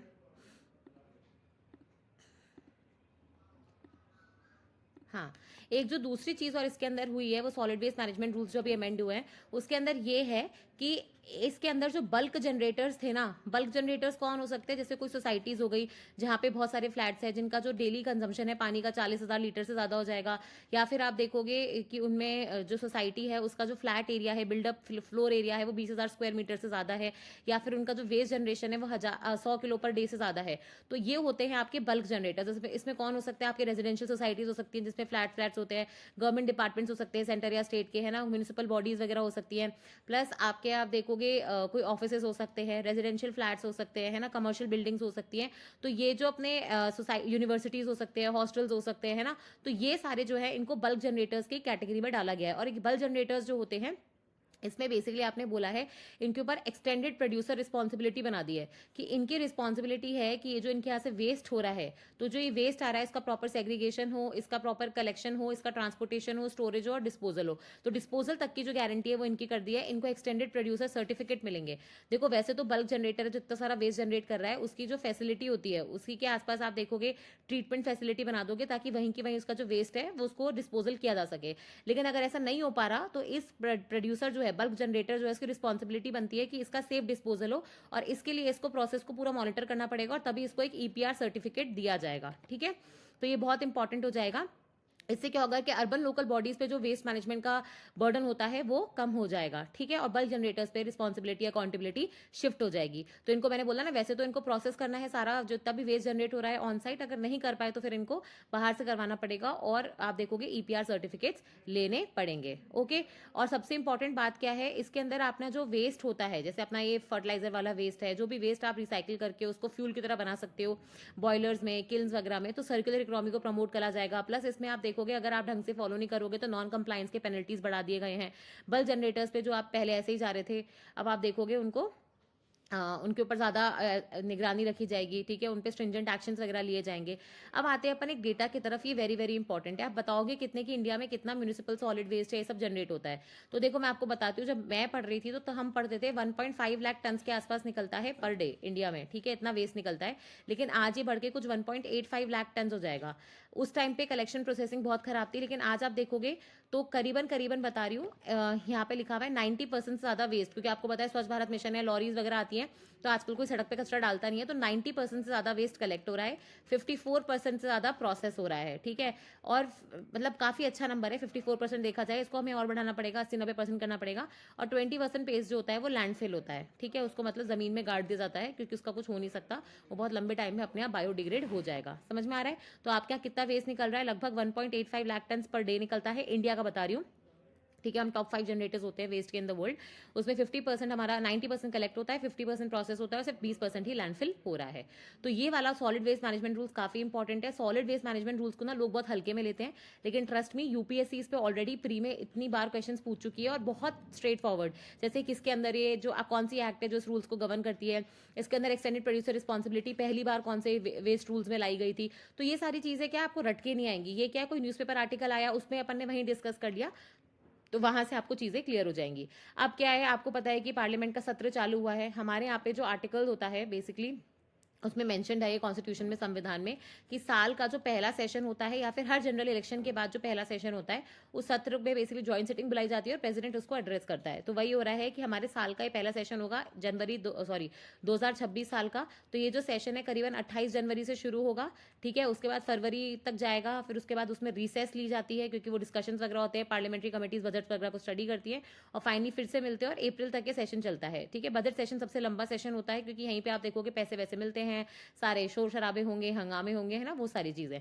तो ये 28 जनवरी को शुरू हुआ है, आपको पता है 29 जनवरी को हमारा इकोनॉमिक सर्वे आ गया था और आज संडे को आप देखोगे, नहीं आज नहीं, कल, तो कल संडे को आप देखोगे कि 1 जनवरी पे पहली बार ऐसा होगा पूरी हिस्ट्री में कि संडे को बजट पेश किया जाएगा। सुबह 11 बजे आपको पता है निर्मला सीतारमन जी लाइव आ जाएंगी और वो बजट पेश करेंगी। तो कल मार्केट भी खुला हुआ है, तो जो लोग मार्केट के बफ है उनको पता है कि कल मार्केट में उछाल चढ़ा काफी आएगा। फिर अपन चलते हैं, तो प्रेसिडेंट ने जो स्पीच दी है ऑब्वियसली उन्होंने पूरे पार्लियामेंट को एड्रेस किया है ज्वाइंट सिटिंग में। उन्होंने बोला है कि सभी पार्टीज जो है एक दूसरे की बात सुनेंगी, पार्लियामेंट सत्र को अच्छे से चलाएंगी। जो पार्लियामेंट का काम होता है लेजिस्लेशन पर डिस्कशन करना, है ना, डिबेट करना, वो सब अच्छे से करेंगी। तो आपको बताइए ओम बिरला जी हैं जो लोकसभा के स्पीकर है और ये हमारे सीपी राधाकृष्णन जी हैं जो वाइस प्रेसिडेंट भी है और राज्यसभा के चेयरमैन भी हैं। तो इसमें उन्होंने काफी सारी चीजें कही अपनी स्पीच में, ठीक है। और आपको पता है अभी गवर्नर और प्रेसिडेंट की स्पीच को लेकर काफी सारे इशूज न्यूज में चल रहे हैं। अब ये क्या है, इस पर ऑलरेडी आप देखोगे मेंस में क्वेश्चन आ चुका है। मैं आपको यहाँ पे बेसिक चीज बता देती हूँ गवर्नर के लेके क्यों इश्यूज आ रहे हैं। देखो अपने यहाँ पे इंडिया में क्या है, एक पार्लियामेंट्री सिस्टम फॉलो होता है और ये पार्लियामेंट्री सिस्टम हमने यूके या ब्रिटेन से लिया है, ठीक है। या फिर आप बोल सकते हो गवर्नमेंट ऑफ इंडिया एक्ट 1935 जो लागू किसने करी थी, ब्रिटेन ने, जब हम ब्रिटेन की कॉलोनी हुआ करते थे। तो इसके अंदर क्या है कि हमारे यहाँ पे जो फंक्शंस है लेजिस्लेचर, एग्जीक्यूटिव, जुडिशरी, वो बटे हुए हैं। लेजिस्लेचर का काम है बेसिकली पॉलिसीज बनाना, एग्जीक्यूशन का काम है, एग्जीक्यूटिव का काम है उसको एग्जीक्यूट करना, और जुडिशरी का काम है ये देखना कि ये दोनों आपस में मतलब होता है जो कॉन्स्टिट्यूशन के अंदर रह के काम करें। अब होता क्या है हमारे अंदर कि हमारे यहाँ पे एक प्रेसिडेंट की पोस्ट भी होती है, एक पार्लियामेंट की भी होती है। यूके में क्या है, हेड जो होता है उनका मोनार्च होता है और वैसे आप देखोगे प्राइम मिनिस्टर उनके यहाँ फंक्शन करता है। अब मोनार्च जो होता है उनके यहाँ पे क्योंकि मोनार्की है बेसिकली, इस ये लोग इलेक्ट नहीं करते हैं, इसलिए अपन इसको बोलते हैं कि ये रिपब्लिक नहीं है। इंडिया में जो प्रेसिडेंट का ऑफिस है वहाँ पे कोई भी इलेक्ट हो सकता है, लोग उसको इलेक्ट करते हैं इनडायरेक्टली। तो इसलिए आप देखोगे हम अपने आप को रिपब्लिक बोलते हैं और इसलिए हम रिपब्लिक डे या गणतंत्र दिवस सेलिब्रेट करते हैं। अब अगर मैं आपसे बात कहूं तो हमारे यहाँ पे प्रेसिडेंट और प्राइम मिनिस्टर, ठीक है, वैसे तो अपन बोलते हैं कि प्रेसिडेंट जो होता है वो हेड ऑफ द स्टेट होता है, he is the first citizen of India हो जाएगा, ठीक है, supreme commander of arm forces हो जाएगा, और मतलब जितने भी ट्रीटीज वगैरह रेटिफाई होती हैं, कुछ भी काम होते हैं, वॉर होना है उसको सीज फायर करना है, कुछ भी है, टेरिटरी का एक्विजिशन करना है, कुछ भी करना है, गिफ्ट करनी है, तो वो सारे काम प्रेसिडेंट के नाम पे उनके बाकी ऑफिसर्स करते हैं। लेकिन प्रेसिडेंट एक्चुअली में क्या है, कोई भी काम प्राइम मिनिस्टर और उसकी जो काउंसिल ऑफ मिनिस्टर्स होती है जिसको हेड करता है प्राइम मिनिस्टर, उसके परमिशन के बिना नहीं कर सकते। मतलब एड एंड एडवाइस है, पर वो एड एंड एडवाइस एक तरीके से कंपलसरी होती है, ठीक है, एक्सेप्ट समवेयर जहाँ पे उसको डिस्क्रिशन दिया गया हो, है ना। तो प्रेसिडेंट जो होता है नाम का अगर आप देखोगे तो वो नॉमिनल हेड ही है या फिर टिट्यूलर हेड जिसको अपन बोलते हैं कि सिर्फ टाइटल के हेड है, एक्चुअली में काम तो प्राइम मिनिस्टर और उनकी काउंसिल ऑफ मिनिस्टर्स कर रही है। अब यही चीज आप देखोगे स्टेट्स में भी है, क्योंकि इंडिया में जो मॉडल सेंटर पे चलता है वही लगभग स्टेट्स पे भी चल रहा है। स्टेट्स में भी वही बात है कि एक तो गवर्नर है और एक सीएम है, ठीक है। सीएम को हम इलेक्ट करते हैं डायरेक्टली स्टेट के लोग, और गवर्नर आपको पता है कि एक तरीके से सेंटर का एजेंट माना जाता है, पर वो सेंटर का एजेंट नहीं होता। गवर्नर एक कॉन्स्टिट्यूशनल पोस्ट होती है, वो भी nominal head of the state होता है, टिट्यूलर हेड ऑफ द स्टेट होता है। स्टेट का आप देखोगे सबसे पहला सिटीजन वही कहलाता है। ऑल्दो इंडिया में सिटीजन जो होता है वो सिर्फ एक ही सिटीजनशिप है हमारे यहाँ, स्टेट की नहीं है, इसलिए हम इसको ये वाला स्टेटमेंट नहीं बोलते हैं। पर गवर्नर जो होता है हेड ऑफ द स्टेट होता है। लेकिन गवर्नर के पास अनलाइक प्रेसिडेंट के पास कहीं भी ऐसे कॉन्स्टिट्यूशन में बहुत क्लियरली नहीं लिखा है कि उसके पास डिस्क्रिशनरी पावर्स हैं। गवर्नर के पास कुछ केसेस में डिस्क्रिशनरी पावर्स कॉन्स्टिट्यूशन में ही मेंशन करी गई हैं, नहीं तो बाकी सब जगह उसको सीएम और उसकी जो काउंसिल ऑफ मिनिस्टर्स होता है उसकी एड एंड एडवाइस पे काम करना है, जैसे सेंटर पे चलता है, ठीक है। लेकिन होता क्या है कि हमारे यहाँ गवर्नर का जो अपॉइंटमेंट है वो बेसिकली सबसे बड़ा मुद्दा है। देखो गवर्नर के साथ क्या क्या मुद्दे हैं। गवर्नर के साथ एक तो उसके अपॉइंटमेंट को लेके मुद्दे हैं, एक इसके रिमूवल को लेके मुद्दे हैं, एक आप देखोगे इनके जो गवर्नर वर्सेस जो सीएम वाला जो चीज़ होता है, क्योंकि गवर्नर को अपॉइंट करता है सेंटर, सेंटर में पार्टी अलग है और आपकी स्टेट में पार्टी अलग है, तो फिर इनके बीच में झगड़े हो जाते हैं। आपने ये देखा होगा वेस्ट बंगाल में, तमिलनाडु में, केरला में, पंजाब में, ये काफ़ी कॉमन है क्योंकि सेंटर में पार्टी अलग है, स्टेट में अलग है। तो जनरली आप देखोगे सीएम ने लेजिस्लेचर में कोई बिल पास करवाया लेकिन गवर्नर उसको एक्सेंट ही नहीं कर रहा है, तो बिल्स को लेके इशू आ जाते हैं। ठीक है, प्लस आप देखोगे डिस्टर्ब्ड एरिया जो होता है, जो अपना आफ्सपा वगैरह होता है ना, उसके लगाना है, प्रेसिडेंशियल इमरजेंसी लगानी है, उस केसेस में भी आप देखोगे गवर्नर का जो रोल है वो काफ़ी ज़्यादा विवादास्पद हो जाता है। ठीक है, तो गवर्नर जो है उसका अपॉइंटमेंट सेंटर करता है। जैसे सरकारी कमीशन वगैरह ने तो कहा था कि भाई आपको स्टेट से पूछ के करना चाहिए, ऐसा बंदा लेना चाहिए जिसकी इंटेग्रिटी बहुत हाई हो, जो स्टेट पॉलिटिक्स में एक्टिव ना रहा हो, 3-4 साल का कूलिंग पीरियड हो। लेकिन आपको भी पता है, मुझे भी पता है कि जब तक कोई चीज़ लेजिस्लेचर में लिखी नहीं आती तब तक कोई मानता नहीं है, और ऐसा होता भी नहीं है।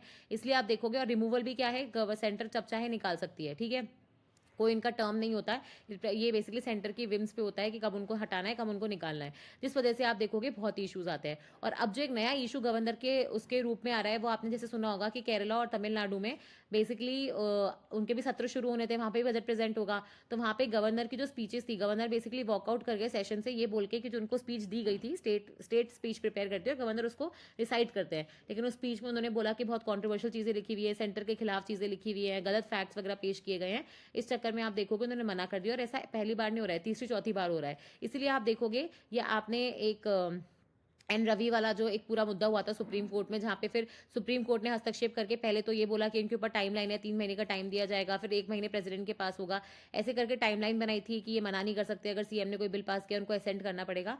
लेकिन वापस एक लार्जर बेंच बैठी और फिर उसने आप देखोगे इस डिसीजन को रिवर्स कर दिया। तो इसीलिए कहीं ना कहीं आप देखोगे गवर्नर के जो पूरे पावर्स हैं उसको लेके थोड़ा सा इशू क्रिएट हो रहा है। समझ में आया? मैंने आपको बहुत ऐसे होता है ना स्पीड से एक इश्यू समझाया है, बट यही था कि इसमें एक अलग से बहुत बड़ा इशू है। अगर ये अभी वापस से न्यूज़ में आया तो अपन इसको वहाँ पे डिस्कस कर लेंगे।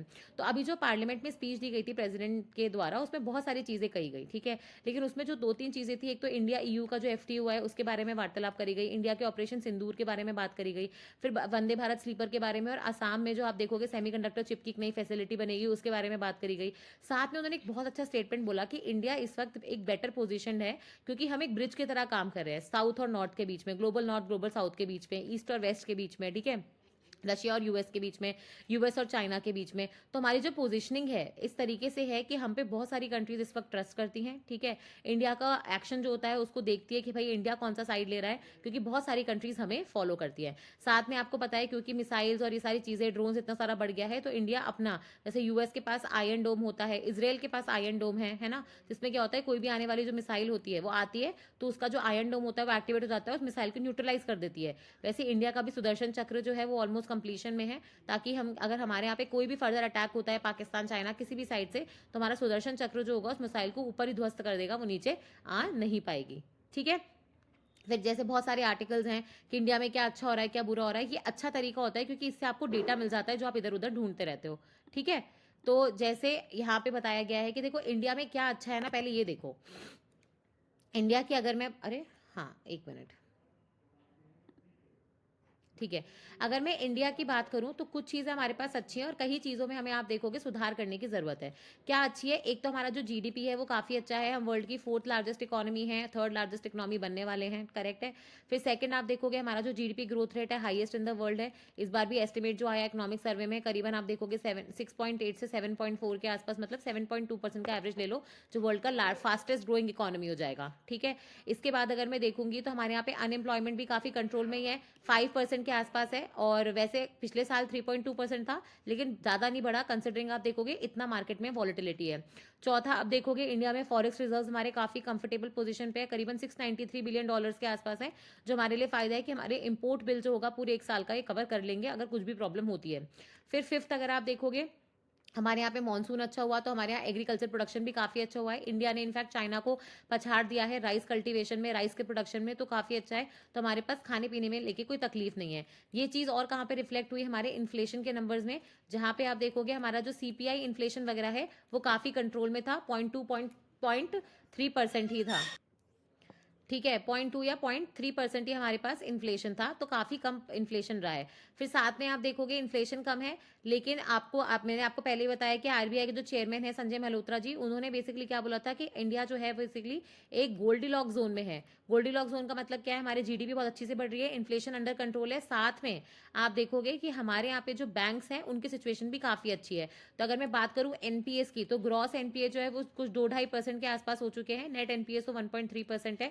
तो मतलब बैंक्स की जो बैलेंस शीट्स है वो काफी ज्यादा कंट्रोल्ड है। प्लस आप देखोगे क्रेडिट जो मार्केट में बैंक ने प्रोवाइड किया है वो भी काफी ज्यादा है। बैंक्स का अगर मैं नेट अर्निंग्स देखूं, उनका रिटर्न ऑन एसेट्स देखूं, रिटर्न ऑन इक्विटी वगैरह देखूं, तो काफी अच्छा है। तो बैंक्स ने भी काफी अच्छा परफॉर्म किया है, तो कंफर्टेबल पोजीशन में है कि हम इसको झेल जाएंगे, ठीक है, कुछ भी प्रॉब्लम होती है।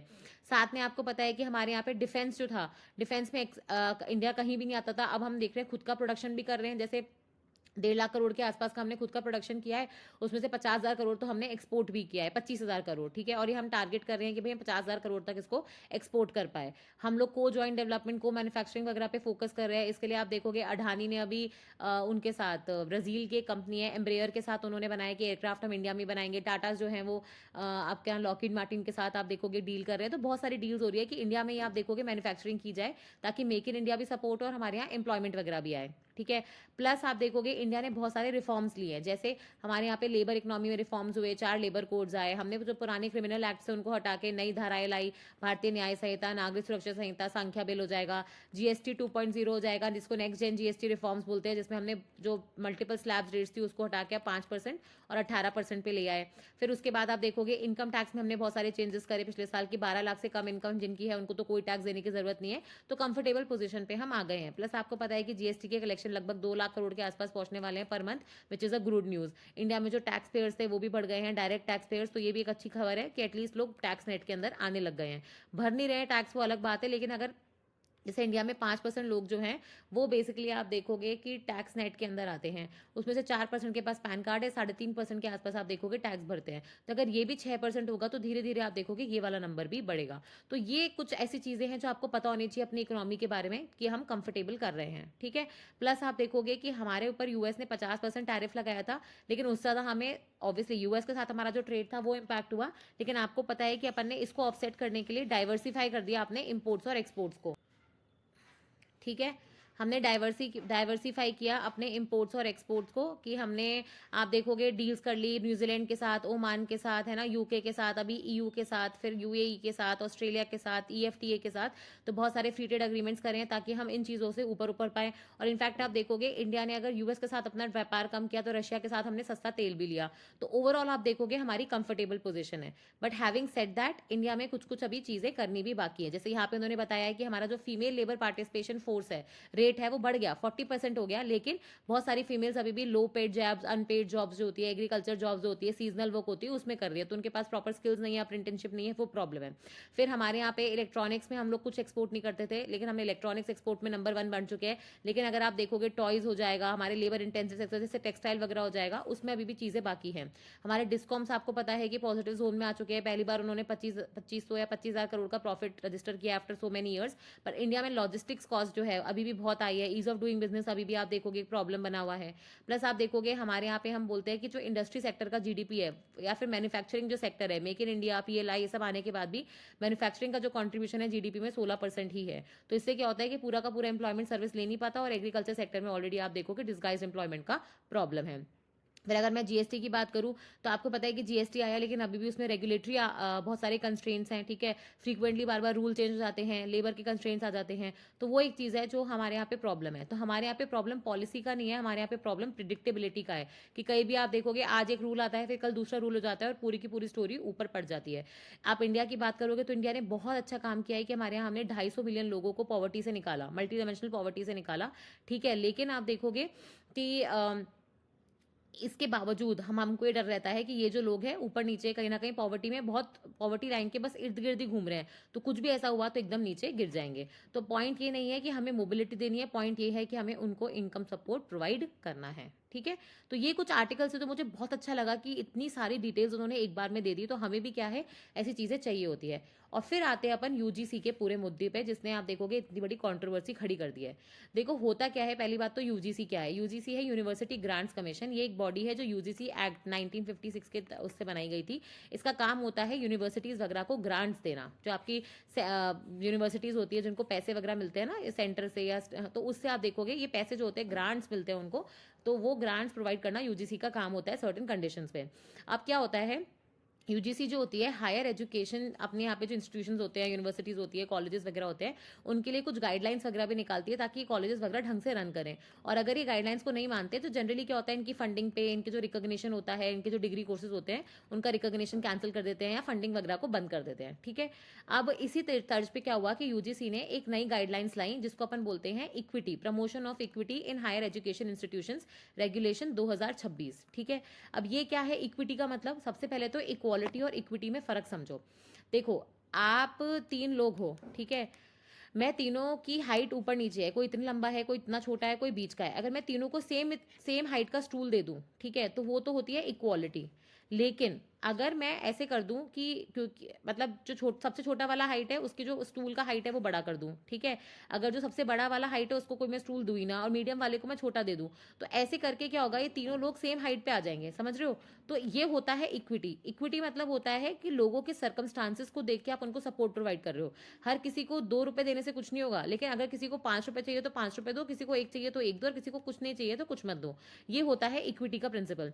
अब इंडिया में क्या है, हमारे यहाँ पे जो हायर एजुकेशन इंस्टीट्यूशंस थे ना, उसमें एक दिक्कत आ रही थी कि आपको पता है, एक तो रोहित वेमुला वाला केस हुआ था, एक पायल वाला केस हुआ था, जिनकी मदर जो थी सुप्रीम कोर्ट में पहुंची थी कि उनके खिलाफ, उनके कैंपसेस में जो ये कास्ट बेस्ड डिस्क्रिमिनेशन हुआ एस टी एस सीज के खिलाफ, जिस वजह से उन्होंने सुसाइड कर ली थी या उनकी मृत्यु हो गई थी। तो ये सब बंद होना चाहिए और सुप्रीम कोर्ट ने ऑर्डर्स दिए थे कि इसको रोकने के लिए सरकार कुछ करे, जिसको लेके आप देखोगे यूजीसी ने ये इक्विटी गाइडलाइंस लाई। ठीक है। इक्विटी गाइडलाइंस मतलब उन्होंने बोला कि अब कैंपसेस में ये कास्ट बेस्ड डिस्क्रिमिनेशन, पहले तो डिस्क्रिमिनेशन तो है ही, साथ में कास्ट बेस्ड डिस्क्रिमिनेशन जो एसटी एससी या ओबीसी के खिलाफ होता है वो कंप्लीटली बंद हो जाएगा।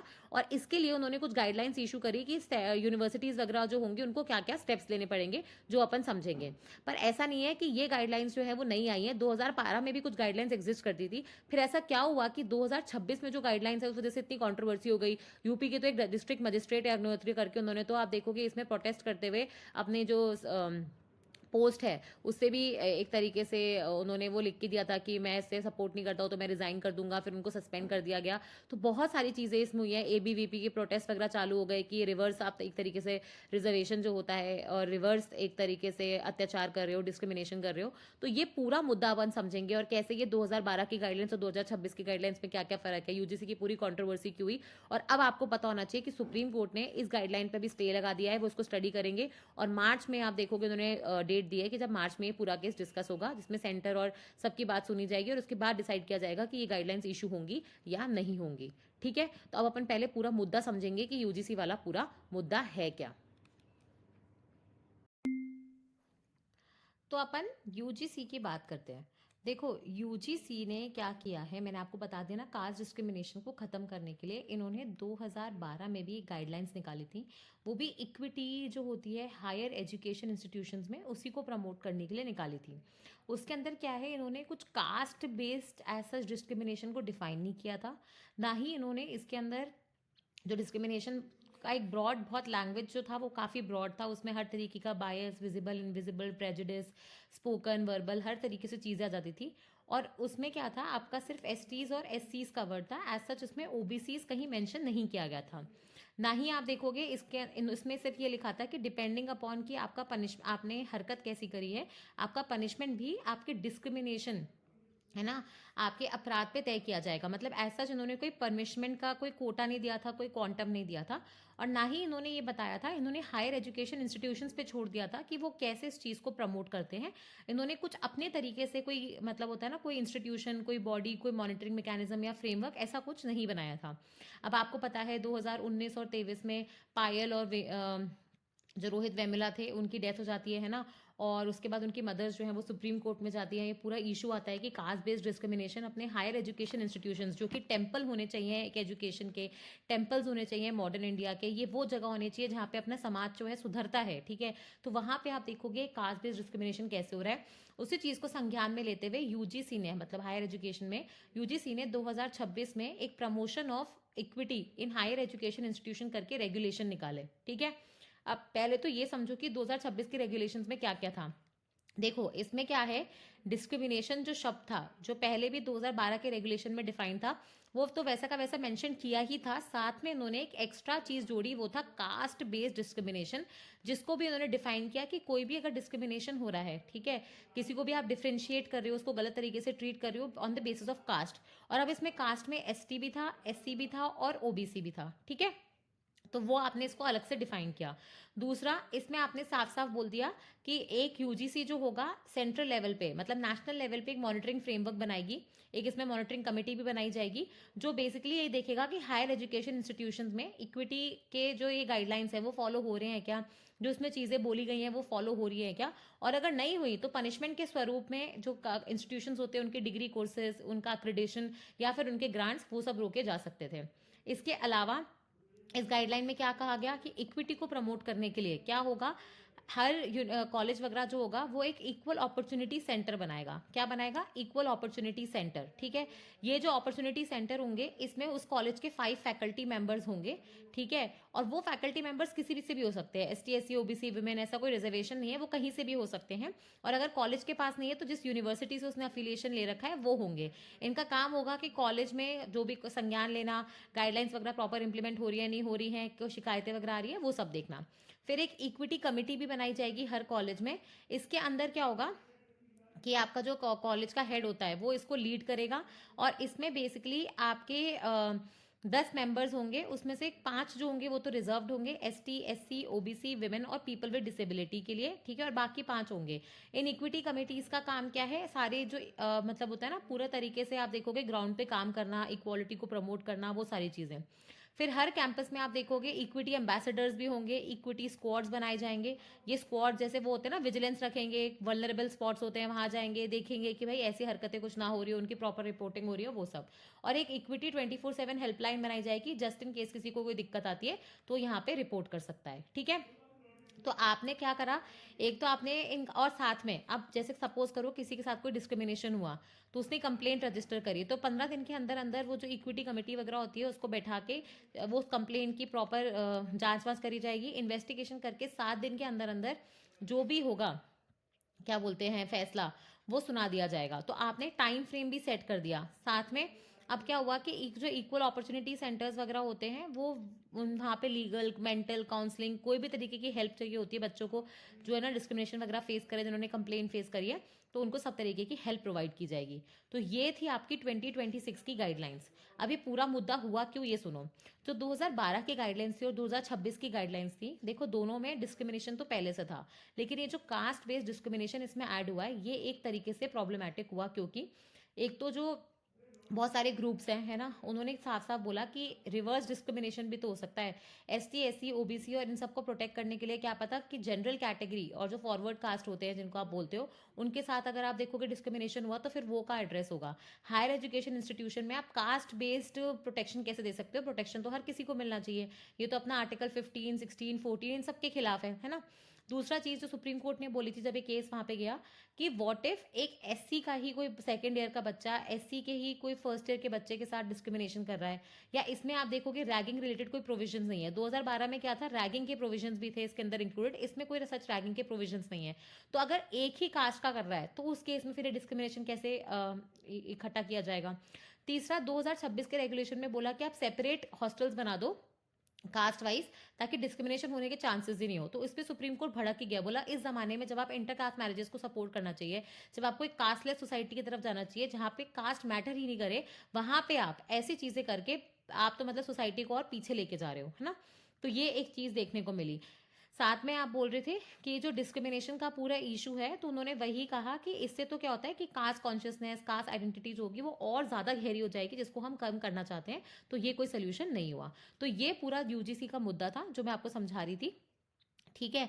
और ये इसका कुछ डेटा है, देखो यूजीसी में अगर आप बात करोगे तो हायर एजुकेशन इंस्टीट्यूशंस में जो रिपोर्टिंग हो रही है केसेस की कास्ट बेस्ड डिस्क्रिमिनेशन वाले, वो सम 170 से कुछ 250 के आस 350 के आसपास पहुंच चुकी है, ठीक है। और पॉइंट ये है कि क्या सिर्फ डिस्क्रिमिनेशन होता है वो कास्ट बेस्ड ही हो सकता है क्या, हमारे पास और एथनिसिटी और कोई डायमेंशंस नहीं है जिसपे आप देखोगे नए फॉर्म का कोई सोशल डिस्क्रिमिनेशन हो जाए, करेक्ट है ना। तो वो एक चीज़ थी। और मैंने बताया ना पहले वाले में ओबीसीज एडेड नहीं थे, अब इस वाले में क्या है, ओबीसीज एडेड है, ठीक है। और वॉट इफ फॉल्स कंप्लेंट हो गई, वॉट इफ आप देखोगे इसको एज अ हथियार या वेपनाइज कर दिया गया, जैसे आपको पता है कि बाकी केसेस में भी होता है ना। तो उसमें आप देखोगे, और जो फैकल्टीज वगैरह हैं जो आप इंस्टीट्यूशन को बोल रहे हो कि ये सब इंप्लीमेंट कर दो, तो क्या इंस्टीट्यूशन के पास फैकल्टीज, पैसा, इंफ्रास्ट्रक्चर, कैपेसिटी ये सब है कि वो इतनी सारी गाइडलाइंस को इंप्लीमेंट कर पाए, तो वो अंडर कंस्ट्रेन आ जाएगा, ठीक है। फिर आप उसको प्यूनिटिव एक्शन भी लोगे नॉन कंप्लायंसेस के लिए। तो फिर आप मतलब ये सारी चीज़ों को इशू कैसे सॉल्व करोगे, ठीक है। तो क्लासरूम्स आपको पता है कि जहाँ हमें वो डाइवर्स बनाने की ज़रूरत है, तो वहाँ पे सबसे इंपॉर्टेंट बात क्या है कि कभी भी कोई चीज़ परफेक्ट नहीं होती है, बट इनइक्वालिटी को एड्रेस करना इंपॉर्टेंट है, बट राइट तरीके से एड्रेस करना और भी ज़्यादा इंपॉर्टेंट है, ठीक है। तो यही है। देखो इंडिया में अगर मैं डिस्क्रिमिनेशन की बात करूँ तो एज सच अपने यहाँ पे जो इतने भी एजुकेशन के कमीशन बने हैं, जैसे पहले आपको पता है आज़ादी के बाद राधा कृष्णन कमेटी हो गई, उसके बाद कोठारी कमीशन था जहाँ से अपने पास 6% खर्चा करने वाला वो बजट का आया था कि 6% इंडिया का जीडीपी एजुकेशन पे खर्च होना ही चाहिए, ठीक है। तो वो सब वहाँ पे कभी भी डिस्क्रिमिनेशन की बात नहीं कही गई थी, ये पहला 2012 का रेगुलेशन था जहाँ पे डिस्क्रिमिनेशन को संज्ञान में लिया गया था, ठीक है। लेकिन मैंने आपको बताया ना रिवर्स डिस्क्रिमिनेशन वाला जो चीज़ है, एक तो वो एक प्रॉब्लम हो जाएगा, प्लस आप देखोगे कि देखो हमारे यहाँ पे पहले जब एजुकेशन की पॉलिसीज आती थी तो पहले एजुकेशन को एक्सेस करवा पाना ही एक इम्पॉर्टेंट फीचर होता था, क्योंकि पहले ज़माने में सिर्फ कुछ लोगों को छोड़ के बाकी लोगों के पास तो एजुकेशन तक पहुँचने का जरिया ही नहीं था।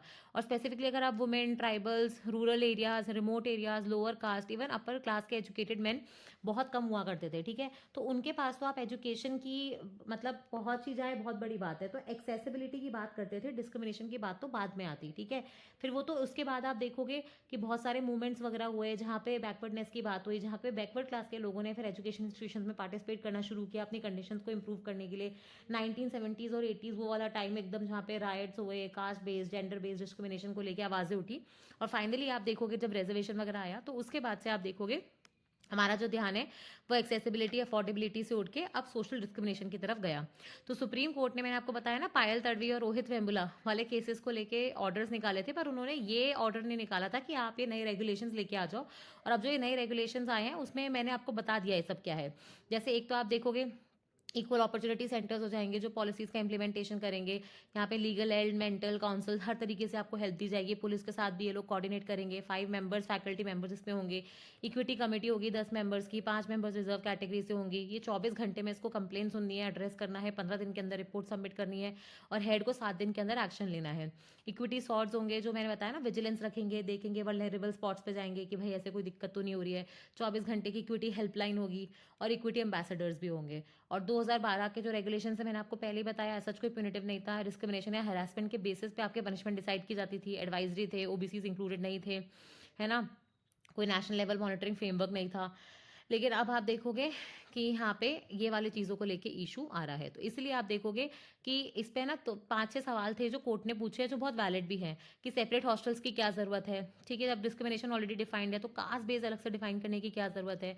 लैंग्वेज इतनी वेग है तो अगर मिसयूज हुए, जो रिवर्स डिस्क्रिमिनेशन बोल रहे हैं वो भी हो सकता है। अगर ST SC के लोग या ST SC के लोगों को हरास कर रहे हैं तो क्या होगा, और न्यू रूल्स की रैगिंग को एड्रेस करते हैं क्या। तो सुप्रीम कोर्ट ने इस पर स्टे इसलिए लगाया, उन्होंने साफ साफ बोला है कि इसमें ऐसी ऐसी कुछ बातें लिखी गई हैं जिनके बहुत ज़्यादा स्वीपिंग कॉन्सिक्वेंसेज हो सकते हैं। तो इसलिए आर्टिकल 142 को यूज़, आर्टिकल 142 के अंदर जो उनको पावर्स दी जाती हैं कंप्लीट जस्टिस करने की, उसको यूज़ करते हुए अभी उन्होंने इन रेगुलेशंस पे स्टे लगा दिया है, ठीक है। ये भी ऑब्वियसली एक पिटीशन फाइल हुआ था, उसके तहत उन्होंने ये एक्शन लिया है, ठीक है। और सबसे इंपॉर्टेंट बात है, उन्होंने ये कहा कि आप कास्ट के पीछे इतना पड़े हो, भाई सपोज करो कोई साउथ इंडिया का बच्चा है, वो नॉर्थ इंडिया में एडमिशन लेता है, वो तो उस रीजनल बायस को आप कैसे एड्रेस कर रहे हो कि भाई उनको कोई स्लर्स वगैरह बोले जाते हैं, कई बार आप देखोगे इंसल्ट की जाती है, कमेंट्स मारे जाते हो, तो उसमें तो कास्ट कहीं बीच में नहीं आ रहा, उसमें तो रीजन बीच में आ रहा है।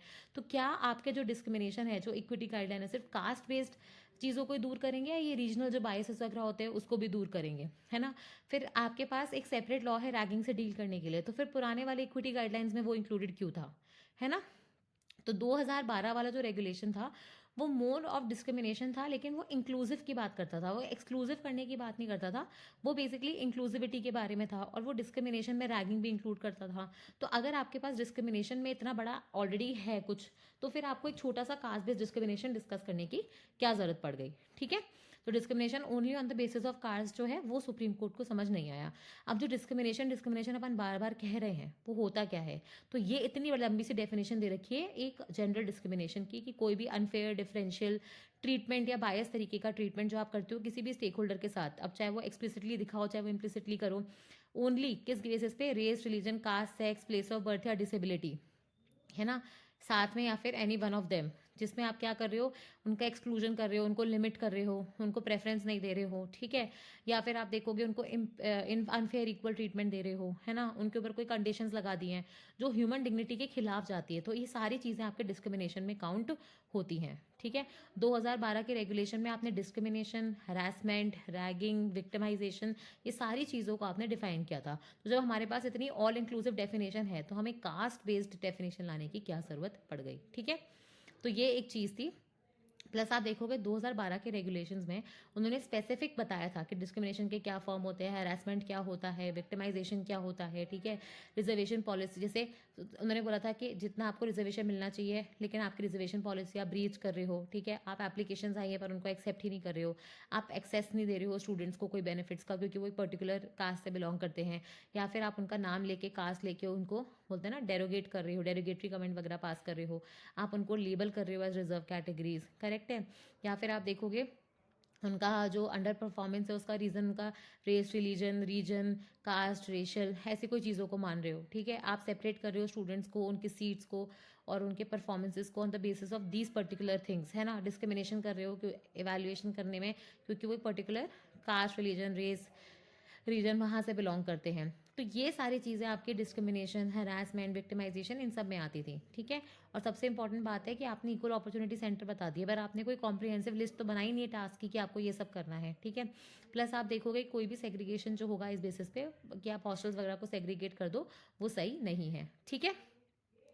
तो यही चीज़ यहाँ पे बताई गई है कि जो 2012 के थे उसमें सिर्फ ST SC स्टूडेंट्स थे, पर इसमें OBC से आइडेंटिफाइड नहीं था। अब वाले में ST SC, OBC, विमेन और people with disabilities equity committee जो है वो इन सब के लिए होंगी। तो ये पूरा आपका UGC वाला इशू था। अब हम चलते हैं अपने नेक्स्ट वेरी इंपॉर्टेंट इशू पे, जो है इशू तो नहीं है, बहुत अमेजिंग चीज़ हुई है, वो है इंडिया EU का FTA, जिसको हम लोग मदर ऑफ ऑल डील्स भी कहते हैं। इसको बोलते हैं कि दुनिया की 4th लार्जेस्ट डेमोक्रेसी और 2nd लार्जेस्ट डेमोक्रेसी जब साथ में आते हैं तो वो लोगों ने क्या करा है, ऑलमोस्ट वर्ल्ड का 25% GDP, और ये जो FTA है ये 2 बिलियन पीपल को कवर करता है। ये इंडिया का सॉरी, ये इंडिया का तो लार्जेस्ट FTA है अब तक का, ठीक है। इंडिया ने कभी भी आप देखोगे इतना बड़ा FTA नहीं करा है। EU आपको पता है कि अभी थोड़े दिन पहले ही मरकूसर के साथ FTA करके उठा है, तो ऑब्वियसली उनके लिए इतना बड़ा डील नहीं था तो उनके लिए भी, बट इंडिया के लिए बहुत बड़ा डील है। देखो अगर मैं इंडिया EU FTA की बात करूं तो पहले तो आप समझो कि इसमें होने क्या वाला है। देखो फ्री ट्रेड अग्रीमेंट है क्या?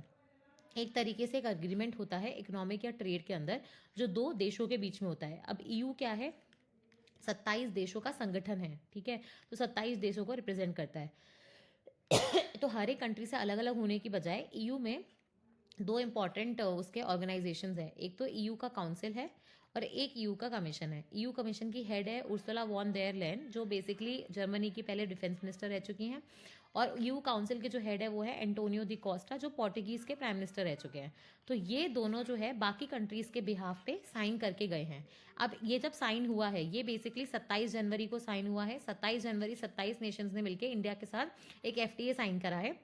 इसके बाद ये इंडिविजुअल हमारे यहाँ पे भी और उनके यहाँ पे भी पार्लियामेंट्स में वेरीफाई होगा, रेटिफाई होगा, वेटिफाइंग होगी, इसका वेटिफिकेशन किया जाएगा, और उसके बाद आप देखोगे अप्रूव होगा, तो लागू होते होते कम से कम 1 साल लग जाएगा, ठीक है। ये तो पूरी थी FTA की कहानी। अब ये FTA की कहानी शुरू कहाँ से होती है? इंडिया और EU के FTA की बातें 2007 से चल रही है, ठीक है, जब आप देखोगे कांग्रेस की सरकार हमारे सेंटर में हुआ करती थी।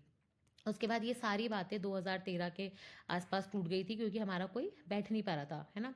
और उस वक्त कंडीशंस भी बहुत अलग थी। यूएस और ईयू के संबंध बहुत अच्छे थे, ईयू को इंडिया की कोई ज़रूरत नहीं थी उस टाइम, इंडिया बहुत कमज़ोर था। इंडिया को बेसिकली ईयू जो है वो एक रेसिपिएंट की तरह देखता था, एक इक्वल पार्टनर की तरह नहीं देखता था। और ईयू कहीं ना कहीं इंडिया की जो कंडीशन थी वर्ल्ड ओवर ही, अगर आप देखोगे, हम इतनी लार्जेस्ट इकनॉमी भी हुआ नहीं करते थे, ना तो पॉपुलेशन वाइज, ना इकनॉमी वाइज, ना जीडीपी वाइज, तो इतना इंपॉर्टेंट नहीं था उसका, ठीक है। लेकिन आज अगर आप देखोगे तो ग्लोबल डायनेमिक्स चेंज हो चुकी है। आज आपको पता है कि इंडिया जो है पॉपुलेशन वाइज वर्ल्ड की लार्जेस्ट पॉपुलेटेड कंट्री है। हम लोग ट्रेड में भी काफ़ी अच्छा 2 से 2.5% जो होता है वर्ल्ड की ट्रेड में पार्टिसिपेट करते हैं। हम एक्सपोर्टर हैं इंटरनेशनल ग्रेन काउंसिल में रजिस्टर्ड, ठीक है। हमारा अगर आप देखोगे, हम लोगों ने डिफेंस में भी काफ़ी अच्छा कर रखा है। हमारी जो हमने अलग से नैम की ग्रुपिंग और ग्लोबल साउथ का रिप्रेजेंटेशन करते हैं, G20 में एक्टिव पार्टिसिपेंट हैं। तो हमारी जो आवाज़ है एससीओ और बाकी सारी समिट्स में हम लोग पार्टिसिपेट करते हैं। हमारा डिफेंस इतना स्ट्रांग है कि इंडो पैसिफिक साउथ एशिया में हमारा प्रेजेंस जो है वो बहुत मैटर करता है। प्लस आप देखोगे जियो पॉलिटिक्स चेंज हो गई। कैसे वर्ल्ड ओवर आप देखोगे वॉर्स बढ़ रहे हैं। यहाँ पे या रशिया यूक्रेन का वॉर हो जाएगा, इसराइल गाजा का वॉर हो जाएगा, वेस्ट एशिया में इंस्टेबिलिटी हो जाएगा, अफ्रीका में इंस्टेबिलिटी हो जाएगा, साथ में यूएस में ट्रंप आ जाएगा, वेनेजुएला के प्रेसिडेंट को उठवाना, ग्रीनलैंड को हम देख रहे हैं कब्जा करने की बात करना, जिस वजह से ईयू और ट्रंप के रिलेशन जो हैं वो थोड़े से खराब हो रहे हैं। ट्रंप की बातें ईयू मानता नहीं है। ट्रंप बोलता है America first, making America greater, में अमेरिका की मैन्युफैक्चरिंग सब कुछ America America America America. Trump basically criticise करता है ईयू को कि है ना, ना तो वो यूनाइटेड नेशन या उसकी कोई मेंबर्स में इतना पार्टिसिपेट करते हैं, एनवायरनमेंट को लेके रोते रहते हैं, ठीक है। प्लस आप देखोगे ये जो है ग्रीनलैंड भी नहीं दे रहे हैं। प्लस आप देखोगे कि नाटो में भी इनका कंट्रीब्यूशन बहुत ही कम है, ठीक है। तो हमेशा आप देखोगे यूएस ही आगे बढ़ता है। तो यूएस अपनी इन सारी संगठनों से जब तक ईयू पार्टिसिपेट नहीं करेगा तब तक वो अपने आप को पीछे बैक फुटिंग पे रख लेगा। और साथ में आपको पता है कि ट्रंप ने टैरिफ्स लगा दिए, है ना। ट्रंप ने इंडिया के ऊपर भी टैरिफ्स लगा रखे थे। और इंडिया का और ट्रेड, इंडिया और यूएस का ट्रेड काफ़ी अच्छा है, $120 बिलियन के प्लस है, जिसमें हमारा यूएस के साथ $30 बिलियन का ट्रेड सरप्लस रहता है। तो हमारे लिए तो नुकसान ही हो गया ना, क्योंकि हमारे एक्सपोर्टर्स जहाँ यूएस में इतना सामान बेच देते हैं, आज उनके पास एक पूरी कंट्री गायब हो गई। तो कहीं ना कहीं जियो पॉलिटिक्स जो है वो ऐसी क्रिएट हो गई, है ना, कि एक तो इंडिया की बातें मैटर करने लग गई, साथ में यूएस जो हरकतें कर रहा था वो, और ईयू के ऊपर जो प्रेशर पड़ा वो, तो तीनों ने मिलकर एक ऐसी कंडीशन क्रिएट कर गई जिसमें इंडिया और ईयू बेसिकली अब एफटीए करने को साथ में आ पाए और इन चीज़ों को जल्दी वापस खत्म कर पाए। हमारी जो पहले टॉक्स हुई थी 2007 में, 2013 में खत्म हो गई, फिर वापस से ये वार्तालाप 2019 में शुरू हो गई थी। नहीं, फिर वापस से आप देखोगे तो शुरू होकर 2019 में पूरी तरह से खत्म हो गई, फिर हमने वापस शुरू किया है इसको 2022 में। और आप देख लो 2022 से 2 सालों में ऑलमोस्ट, क्योंकि हाँ 3 साल मान लो, तो 2022 से लेकर अगर आप देखोगे 3 सालों के अंदर अंदर हमने जितने भी टॉक्स से जितने भी मुद्दे थे एक दूसरे के सुलझा लिए। और फाइनली हमने अब वर्ल्ड का लार्जेस्ट एफटीए या फ्री ट्रेड एग्रीमेंट कर दिया। वर्ल्ड का लार्जेस्ट नहीं, इंडिया का लार्जेस्ट, ठीक है। तो ये एफटीए के अंदर है क्या, देखो इसके अंदर ये होता है, फ्री ट्रेड अग्रीमेंट मतलब होता है जो मोस्ट गुड्स या सर्विसेज होते हैं जो एक कंट्री दूसरी कंट्री में भेजती है, उनके ऊपर जो टैरिफ्स लगते हैं, जो टैक्सेस लगते हैं, अपन उसको कम करने की बात करते हैं, ठीक है। मोस्टली क्या होता है इसमें, सारे गुड्स पे आप टैरिफ्स या तो बहुत कम कर देते हो या नील पे ले आते हो, और प्लस एक नेगेटिव लिस्ट बना के रखते हो जिसके अंदर जो गुड्स होंगे वो ही, उन पे ही टैरिफ वगैरह लगेगी, बाकी सब फ्री हो जाएंगे। तो इंडिया के ऐसा कहते हैं 99% जो गुड्स हैं वो अब ईयू जो है बिना टैरिफ या टैक्स के, मतलब 0% पे ट्रैवल कर पाएंगे। मतलब इंडिया को भी एक तरीके से प्रेफरेंशियल जो ट्रीटमेंट होता है, प्रेफरेंशियल ट्रीटमेंट जो होता है, जो प्रेफरेंशियल ट्रीटमेंट क्या होता है, बेसिकली आपको पता है कि डब्ल्यूटीओ के अंदर अगर कोई एक कंट्री किसी एक कंट्री को कंसेशन देती है तो उसको बाकी कंट्रीज को भी सेम कंसेशन देना पड़ता है। ये होता है मोस्ट फेवर्ड नेशन का क्लॉज, ठीक है। लेकिन हैविंग सेड दैट, इसमें कुछ एक्सेप्शंस है कि आपने कोई अग्रीमेंट कर रखा है, कोई एफटीए कर रखा है, कोई ट्रेड का पैक्ट कर रखा है, या फिर आप देखोगे कि आपको प्रेफरेंशियल ट्रीटमेंट मिलता है। प्रेफरेंशियल ट्रीटमेंट आता है उनके जनरलाइज सिस्टम ऑफ प्रेफरेंसेस करके एक प्रोग्राम होता है, जिसमें क्या होता है, डेवलप्ड कंट्रीज जो एडवांस इकोनॉमीज होती हैं, वो लीज डेवलपिंग कंट्रीज या डेवलपिंग कंट्रीज जो होती हैं उनको गुड्स को एक अपने मार्केट का एक्सेस देती हैं free of cost, without any tariff हो जाएगा, ताकि वो भी डेवलप हो सकें। जैसे वियतनाम, थाईलैंड, बांग्लादेश, क्या होता है ये countries, Vietnam, Malaysia, Bangladesh, Myanmar, ये सारे क्या होते हैं इस जनरलाइज सिस्टम ऑफ प्रेफरेंसेज या प्रेफरेंशियल ट्रीटमेंट का फ़ायदा उठा लेते हैं, ठीक है। और अपने गुड्स होता है इन कंट्रीज़ को बिना किसी टैरिफ वगैरह के बेचते हैं। अब इंडिया क्या होता कि बहुत पहले तक ईयू का हमें प्रेफरेंशियल ट्रेड अग्रीमेंट या प्रेफरेंशियल अग्रीमेंट के अंदर प्रेफरेंशियल ट्रीटमेंट मिलता था, लेकिन उसके बाद इंडिया को इसमें से बाहर निकाल दिया गया।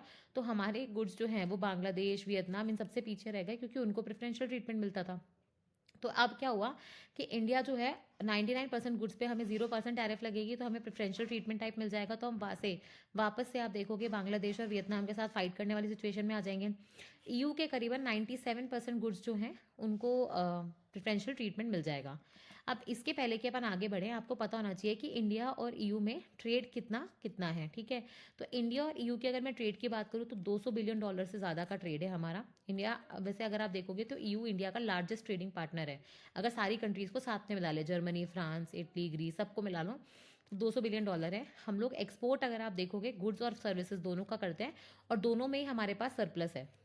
गुड्स में $15 बिलियन का सरप्लस है और सर्विसेज में $10 बिलियन का। मतलब हम सर्विसेज जो एक्सपोर्ट कर रहे हैं ईयू को कुछ $44 बिलियन की करते हैं, और जो इम्पोर्ट कर रहे हैं वहाँ से आयात कर रहे हैं वो कुछ $34 बिलियन का है। वैसे ही अगर आप जो एक्सपोर्ट करते हो यहाँ पे कुछ $77 बिलियन के आसपास का हो जाता है, और हम जो इम्पोर्ट करते हैं वो कुछ आप देखोगे $60 बिलियन के आसपास का हो जाता है, ठीक है। तो लगभग आप देखोगे $15 बिलियन का ट्रेड सरप्लस गुड्स में, 10 का सर्विसेज में, तो लगभग $25 बिलियन का हमारे पास अच्छा खासा ट्रेड सरप्लस रहता है ईयू के साथ। तो मतलब ट्रेड सरप्लस मतलब क्या हुआ, इंडिया को फायदा होता है कि हमारा जो एक्सपोर्ट है वो ज्यादा है, तो हमारे पास फॉरेन करेंसी अंदर आ रही है, बाहर नहीं जा रही है, ठीक है। तो ये आप देखोगे इंडिया ईयू का एफटीए है। अब इसमें क्या हुआ है कि अपन ने जो डील करी है कि हमारे जो 99% गुड्स हैं वो वहाँ पे ऑलमोस्ट आप देखोगे जीरो में चले जाएंगे, और वहाँ से जो गुड्स है वो 97% उनको भी एक्सेस मिल जाएगा। तो उसके अंदर अपन ने ये कंडीशंस रखी हैं कि जो अपने गुड्स जा रहे हैं वहाँ पे, है ना, 97% वाले, वो तुरंत आप देखोगे 0% पे नहीं जाएंगे। 7 से 10 सालों के अंदर 99% गुड्स पे 0% टैरिफ लगेगा। अभी के इमीडिएटली अगर मैं बात करूँ तो $30 बिलियन का जो अपना एक्सपोर्ट है वो ऑलमोस्ट 0% पे आ जाएगा, जिसमें स्पेसिफिकली आपके लेबर इंटेंसिव सेक्टर्स जैसे टेक्सटाइल्स हो गया, हैंडीक्राफ्ट हो गया, लेदर हो गया, फुटवेयर आ गया, ये सब आ जाएगा, ठीक है। ये बहुत इंपॉर्टेंट है क्योंकि इससे हमारा लेबर या फिर एम्प्लॉयमेंट जनरेट होता है, ठीक है। वैसे ही ईयू से अगर मैं बात करूँ जो अपने यहाँ पे गुड्स या सर्विसेज आती हैं तो उसमें भी 97% है, लेकिन वो भी 7 से 10 सालों में आप देखोगे धीरे धीरे करके कम हो जाएंगे। अब इंडिया से जो मोस्टली गुड्स जाते हैं उसमें जैसे मरीन गुड्स थे जिनके ऊपर बहुत ज़्यादा आप देखोगे टैरिफ वगैरह लगता था, फिर अपने एग्रीकल्चर गुड्स थे, इंजीनियरिंग गुड्स थे, है ना, अपने मेडिसिन थी वहाँ, तो ये सब पे तो ऑलमोस्ट 0%, जेम्स एंड स्टोन्स वगैरह इन सब पे तो 0% हो गया। वहाँ से अपन लोग क्या इंपोर्ट लेते थे, जैसे वाइन्स हो गया, बेवरेजेस हो गया, बियर हो गया, है ना, आपके मेडिकल इक्विपमेंट्स हो गए कॉस्टली वाले, है ना, सोफेस्टिकेटेड टेक्नोलॉजीज हो गए, इंजीनियरिंग गुड्स हो गए, या फिर आपके सेमी कंडक्टर्स, फोन्स के पार्ट वगैरह हो गए। तो वो सारे क्या था, या फिर आपने ऑटोमोबाइल्स, BMW, ऑडी, ये सारी कारें। तो अब क्या है, जो कम्प्लीटली इंपोर्टेड कार्स होती हैं कोटा के साथ, कि आप सारी एकदम से ना बेच दो इंडिया में, तो कोटा के साथ इन पे आप देखोगे ड्यूटीज़ जो है 110% से कहीं 20%, कहीं 30%, कहीं 40% मैक्स, कहीं कहीं तो 0% भी ला दी गई है। तो ये बहुत बड़ी डील है कि हमने अब ईयू का जो सामान वहाँ से आ रहा है वो सस्ता हो जाएगा, ठीक है। तो ये एक तो डीलिंग हम वहाँ पे हुई है। साथ में आप देखोगे जब भी ऐसे अग्रीमेंट होते हैं तो इनके साथ एक दो चीज़ें और होती है। तो इंडिया ईयू का जो एफटीए हुआ है उसके साथ दो तीन चीज़ें और हुई हैं। एक, इंडिया और ईयू का मोबिलिटी अग्रीमेंट। मोबिलिटी अग्रीमेंट मतलब जो हमारे यहाँ से लोग वहाँ पे जाते हैं, स्टूडेंट्स हो गए, रिसर्चर्स हो गए, प्रोफेशनल्स हो गए, टीचर्स हो गए, वर्किंग क्लास हो गई, बिजनेसमैन हो गए, ठीक है, उनकी जो मोबिलिटी है उसको अपन और बेटर बनाएंगे, सेफ, रेगुलरली, ऑर्डरली माइग्रेशन को बढ़ाएंगे, इरेगुलर माइग्रेशन को कम करेंगे, वीज़ा वगैरह का जो फीस होता है उसको कम कर देंगे, जो अप्रूवल टाइम होता है उसको भी कम कर देंगे। तो मोबिलिटी एज अ चैलेंज जो है अपन वो खत्म कर देंगे।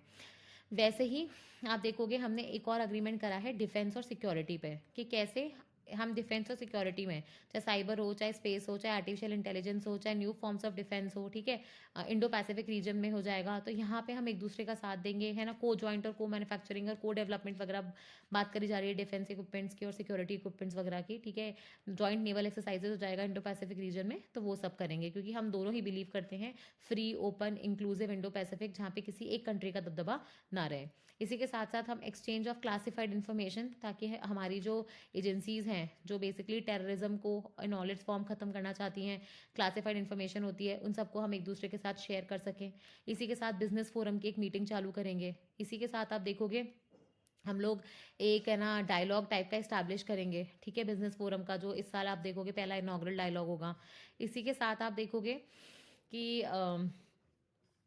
एक्सचेंज ऑफ क्लासिफाइड इंफॉर्मेशन हो गया। साथ में हम देख रहे हैं कि हमारी सीबीआई और ईयू की यूरोपोल जो हो जाएगा, उनके बीच में जो कोऑर्डिनेशन वगैरह है वो सब बढ़ाने की कोशिश करेंगे, ताकि हम क्राइम्स वगैरह को, फाइनेंशियल क्राइम्स को, साइबर क्राइम्स को, इन सबको कम कर सकें। तो ये मेजर मेजर जो डीलिंग हुई थी मैंने आपको वो बताई है। अब आगे अपन इसको एक बार देखते हैं, ठीक है। तो ये देखो, अब इंडिया ईयू की जो एफटीए डील हुई है, इसमें दो चीज़ें हैं। एक तो इसको मदर ऑफ ऑल डील्स बोलते हैं, एक इसको ब्लू डील बोलते हैं, या फिर इसको एक नया ब्लूप्रिंट बोलते हैं, जो बेसिकली नया माइलस्टोन तय करेगा इन दोनों देशों के बीच में, जो कि एक शेयर प्रॉस्पेरिटी चाहते हैं, अपने इकोनॉमिक टाइज को डीप करना चाहते हैं। ठीक है, so deepen economic ties and move towards shared prosperity. और ये मैंने आपको बताया ना, 2007 के नेगोशिएशंस, ऑलमोस्ट 20 साल से नेगोशिएशन चल रहे हैं, और ट्रम्प एडमिनिस्ट्रेशन ने जो टैरिफ वगैरह लगाई है उसके तहत ये हो पाना एक बहुत बड़ी उपलब्धि थी। ठीक है, एंड इंडिया के तो मैंने बताया ना, 99% से ज़्यादा गुड्स जो हैं, एक्सपोर्ट्स जो हैं, उस पर अब टैरिफ कम हो जाएंगे, स्पेसिफिकली जेम्स, टेक्सटाइल्स, हैंडीक्राफ्ट्स वगैरह, और 97% ईयू गुड्स में भी हो जाएंगे। ठीक है, और एफटीए नेगोशिएशन के साथ साथ एक डिफेंस सिक्योरिटी पार्टनरशिप, एक मोबिलिटी फ्रेमवर्क, एक आप देखोगे, हाँ एक और चीज़ है, वो है कॉम्प्रिहेंसिव स्ट्रैटेजिक एजेंडा भी बनाया है 26 से 30 का, जिसके अंदर हम बता रहे हैं हमारी प्रायोरिटीज़ क्या हैं। तो इसके अंदर जैसे ईयू जो हो जाएगा, वो इंडिया को होराइजन का पार्ट बनाएगा, जिसके अंदर है ना स्टार्टअप्स वगैरह को प्रमोट किया जाता है हाई एंड रिसर्च के लिए, सेमीकंडक्टर्स, एआई, इन सब में, और ये $100 बिलियन का इसमें इन्वेस्टमेंट होता है। तो ईयू जो है वो इसमें इंडियन कंपनीज को भी इन्वाइट करेगा कि वो पार्टिसिपेट कर सके। ठीक है, वर्ल्ड की 2 लार्जेस्ट डेमोक्रेटिक पावर्स जो हैं, उन्होंने एक मतलब अच्छा एफटीए एच किया है। तो इसके अंदर देखो, इंडिया के मरीन सेक्टर पे 26% आप देखोगे टैरिफ्स लगते थे, अभी 0% पे आ गए हैं।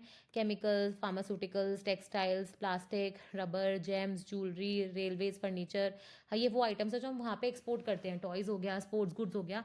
इंडिया के तो ऑलमोस्ट सभी गुड्स पे आप देखोगे 0% इमीडिएट, 0% हमने टैरिफ्स कर दिए हैं। ठीक है, और ईयू से जो सामान आता है हमारे यहाँ पे, wine, spirits, beer, olive oil पे 0% किया है, कीवी पियर्स पे 10% किया है, बाकी सब पे एयरक्राफ्ट, आयरन, स्टील, फार्मा, सब पे 10%, 11%, 20%, बहुत कम कर दिया है, जहाँ पे पहले 150%, 250% ऐसे टैरिफ्स लगते थे। ठीक है, और याद रखना, एक आपको पता है इंडिया ईयू के बीच में एक दिक्कत आ रही थी कार्बन बॉर्डर एडजस्टेड मैकेनिज्म को लेके, फूड प्रोडक्ट्स को लेके, यानी एग्रीकल्चर प्रोडक्ट्स को लेके। ठीक है, तो इसके लिए अपन ने क्या करा है, एक तो कार्बन बॉर्डर एडजस्टेड मैकेनिज्म में, क्योंकि आपको पता है कि इसके अंदर इंडियन के जो गुड्स थे वो महंगे होने वाले थे, और एक तो हमारे को जो स्क्रैप स्टील होता है उसका भी इशू आने वाला था। तो इस पर दो चीज़ें करी हैं ईयू ने, एक तो हमें स्क्रैप स्टील प्रोवाइड करने का वादा किया है, और कार्बन बॉर्डर एडजस्टेड मैकेनिज्म में उन्होंने जो यूएस के साथ डीलिंग करी है, ठीक है, जहाँ पे वो उनको यूएस के एट पार रखेगा, तो जो टैरिफ्स वहाँ पे लगेंगे वही लगाए जाएंगे, एक्स्ट्रा हम पे कोई टैरिफ इम्पोज नहीं होंगे, तो वो वाला फ़ायदा अब हमें भी मिल जाएगा। और तीसरा, फूड को हम देख रहे हैं इस पूरे नेगोशिएशन से बाहर रखा है, क्योंकि आपको पता है फूड हमारे लिए बहुत सेंसिटिव सेक्टर है, हम एग्रीकल्चर मार्केट को ऐसे नहीं खोल सकते, नहीं तो हमारे फार्मर्स हंग्री चले जाएंगे। तो वो चीज़ यहाँ पे मेंटेन करी गई है। ठीक है, तो देख लो, जो लेबर इंटेंसिव प्रोडक्ट्स होते हैं उस पर तो जीरो ड्यूटी कर दी है। ठीक है, जिससे हम एड पर आ जाएंगे वियतनाम, बांग्लादेश वगैरह के साथ। और जिन्होंने ऑलरेडी ईयू के साथ, आप देखोगे वियतनाम ने 2019 में ट्रेड डील कर रखी थी, जिस वजह से वो फ़ायदे में है, और बांग्लादेश को तो प्रेफरेंशियल एक्सेस का फ़ायदा मिलता है।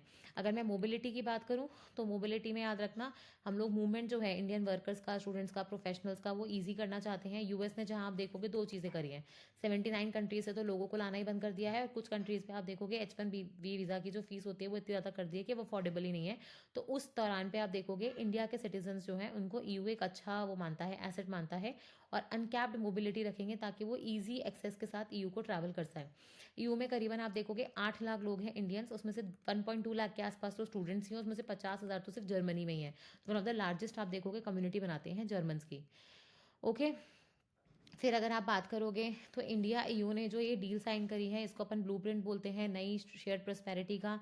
ये हमारे बेसिकली जो टाइज है उनको स्ट्रेंथन करेगा, उनको रेजिलियंट बनाएगा, हमारी सप्लाई चेन को भी डाइवर्स करेगा, और बेसिकली हमारी ग्रोथ को सस्टेनेबल और इंक्लूसिव बनाएगा। ठीक है, फिर इंडिया ईयू के बीच में एक सिक्योरिटी और डिफेंस पार्टनरशिप भी हुई है, पहला ऐसा फ्रेमवर्क हुआ है दोनों साइड्स के बीच में, जिसमें साइबर सिक्योरिटी, स्पेस हो जाएगा, आर्टिफिशियल इंटेलिजेंस हो जाएगा, मैरीटाइम हो जाएगा, हाइब्रिड थ्रेट्स हो जाएगा, काउंटर टेररिज्म हो जाएगा, सारी चीज़ों पे ध्यान दिया जाएगा। ठीक है, साथ ही में आप देखोगे इन्होंने एक सिक्योरिटी इन्फॉर्मेशन अग्रीमेंट जो होता है वो भी फैसिलिटेट किया है, जिसमें क्लासिफाइड इन्फॉर्मेशन जो होगी एक दूसरे के साथ वो शेयर की जा सकती है।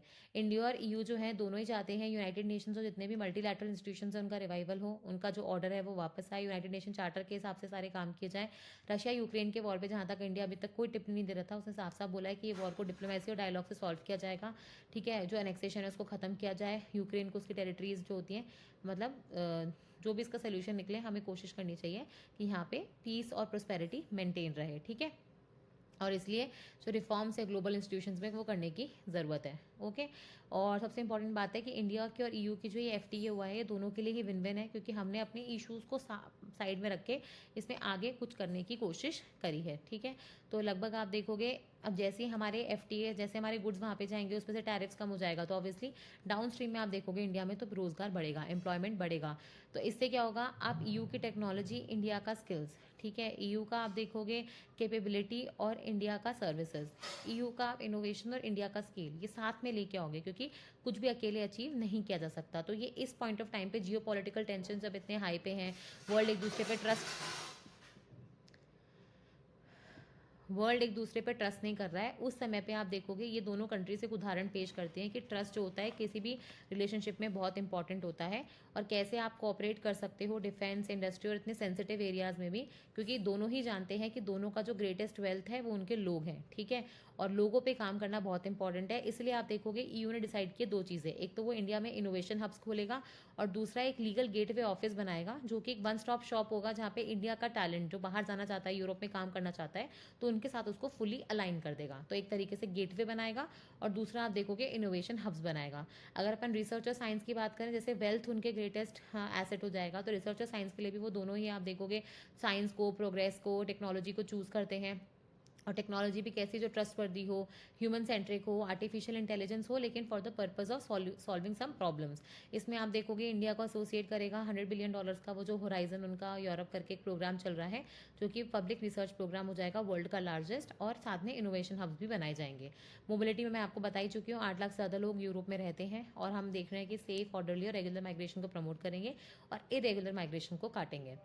अगर आप वाइन और ऑटोमोबाइल्स इन सब की बात करो, क्योंकि यही मेजर चीज़ें हैं जो हम ईयू से लेके आते हैं, तो याद रखना कि मैंने बताया ना कोटा सिस्टम लगाया है, तो उस कोटा के ऊपर ही, क्योंकि हम अपनी एमएसएमईज और मैन्युफैक्चरिंग को प्रमोट करना चाहते हैं, तो अनटिल एंड अनलेस वो आपका कोटा रीच हो जाता है मैन्युफैक्चरिंग का, तो उसके ऊपर अगर आपकी कंट्री को रिक्वायरमेंट है तो ही आप बाहर से इम्पोर्ट करोगे। और उसमें भी है ना, दो तरीके के यूनिट्स होते हैं, एक होता है कंप्लीटली जो बिल्ट यूनिट्स होते हैं जो बाहर से इम्पोर्ट होते हैं, और एक होते हैं कंप्लीटली नॉकड आउट यूनिट। देखो, एक तो होते हैं कम्प्लीटली बिल्ट यूनिट्स जो हमारे यहाँ पे हो रहे हैं, एक कम्प्लीटली नॉकड आउट यूनिट्स जो बेसिकली बाहर से आ रहे हैं। तो इंडिया में जो अपन ने वो लगाई है ना कंडीशन कि हमारे यहाँ पे जो इम्पोर्ट सामान होगा उसकी टैरिफ हम लोग 20%, 10% कर देंगे, तो कार मेकर्स खुश हो रहे थे। बाद में उनको रियलाइज़ हुआ कि ये सिर्फ इम्पोर्टेड कार्स पे है, ठीक है, ये वो कार्स पे नहीं है जो इंडिया में असेंबल हो रही हैं। लगभग लग्जरी कार्स में अगर मैं ये BMW, ऑडी वगैरह की बात करूँ, उनके पार्ट्स इम्पोर्ट होते हैं, लेकिन इनकी असेंबली इंडिया में ही हो रही है, तो इन पर कुछ कटौती नहीं होगी। लेकिन जो बिल्कुल high and super luxury cars है, लैम्बोर्गिनी, फरारी, उन पर आप देखोगे कोटा सिस्टम के साथ आपको ये टैरिस वगैरह जो है उसका रिडक्शन देखने को मिलेगा। तो ये चीज़ अपन ने ऑस्ट्रेलिया और यूके के साथ भी करी थी, जहाँ पर हम एकदम से पूरा अपना इलेक्ट्रिक व्हीकल का जो मार्केट है वो खोलना नहीं चाहते, ठीक है। तो इसमें भी याद रखना, जो ईयू से लग्जरी कारें आ रही है जिनको ये बेनिफिट दिया जाएगा, वो 25 लाख से जो ऊपर की कॉस्टिंग वाली कारें होती है वही होगी। तो इससे इंडिया का जो मिडिल सेगमेंट होता है, मिडिल इनकम वाला सेगमेंट होता है, वो बच जाएगा, ठीक है। फिर ईयू और मर्कोसर का मैं आपको ऑलरेडी बता चुकी हूँ, ठीक है, 20 साल से ये चल रहा था। इनफैक्ट आप देखोगे यूएस में जो कर रहा है उस वजह से क्या हो रहा है कि वर्ल्ड में आप देखोगे फिर से रीअलाइनमेंट हो रहा है। आपको पता है कितने सारे देशों के जो प्राइम मिनिस्टर हैं, प्रेसिडेंट हैं, हेड्स हैं, वो चाइना जाके अब चाइना को विजिट करना शुरू कर रहे हैं। जैसे कनाडा गया था अभी, यू के भी लोग गए थे, यूके के भी अभी आप देखो कि ब्रिटिश प्राइम मिनिस्टर स्टैमर वहीं पे थे। तो क्योंकि चाइना को अब वो लोग एज अ कॉम्पिटिशन नहीं देखना चाहते हैं, as a supplier and also as a market देखना चाहते हैं, ठीक है। तो इस और यूएस जो कर रहा है उस पर किसी को भरोसा रहा नहीं है, तो चाइना जो है एक इंपॉर्टेंट हिस्सा बन चुका है हमारी ग्लोबल सप्लाई चेन्स का, ठीक है। और एग्रीकल्चर, फूड प्रोडक्ट्स जो होते हैं मोस्ट सेंसिटिव कमोडिटीज़ हैं, जो आप देखोगे जिस वजह से ये एफटीए पूरा हो नहीं पा रहा था, तो हमने उसको अभी के लिए छोड़ दिया है। फिर आते हैं हम इन दोनों कंट्रीज़ ने रशिया यूक्रेन के वॉर पे क्या कहा है। तो दोनों ने बेसिकली डायलॉग और डिप्लोमेसी को ऊपर रखा है। उन्होंने प्रिंसिपल्स जो होते हैं यूएन चार्टर के, इंडिपेंडेंस, सॉवरेनिटी, टेरिटोरियल इंटेग्रिटी को ऊपर रखा है। उन्होंने बेसिकली इंडिया ईयू जो अलग अलग मुद्दे पे हुआ करते थे, उन दोनों ने ही जो गाजा पीस प्लान बनाया गया है, यूनाइटेड नेशन सिक्योरिटी रेजोल्यूशन जो पास हुआ था, उसको बेसिकली अप्रूव किया है, कि बोला है कि ये सिर्फ गाजा तक लिमिटेड होना चाहिए, ये और ज़्यादा आगे नहीं जाना चाहिए। इसके अंदर साथ में अगर आप देखोगे, एक मिनट,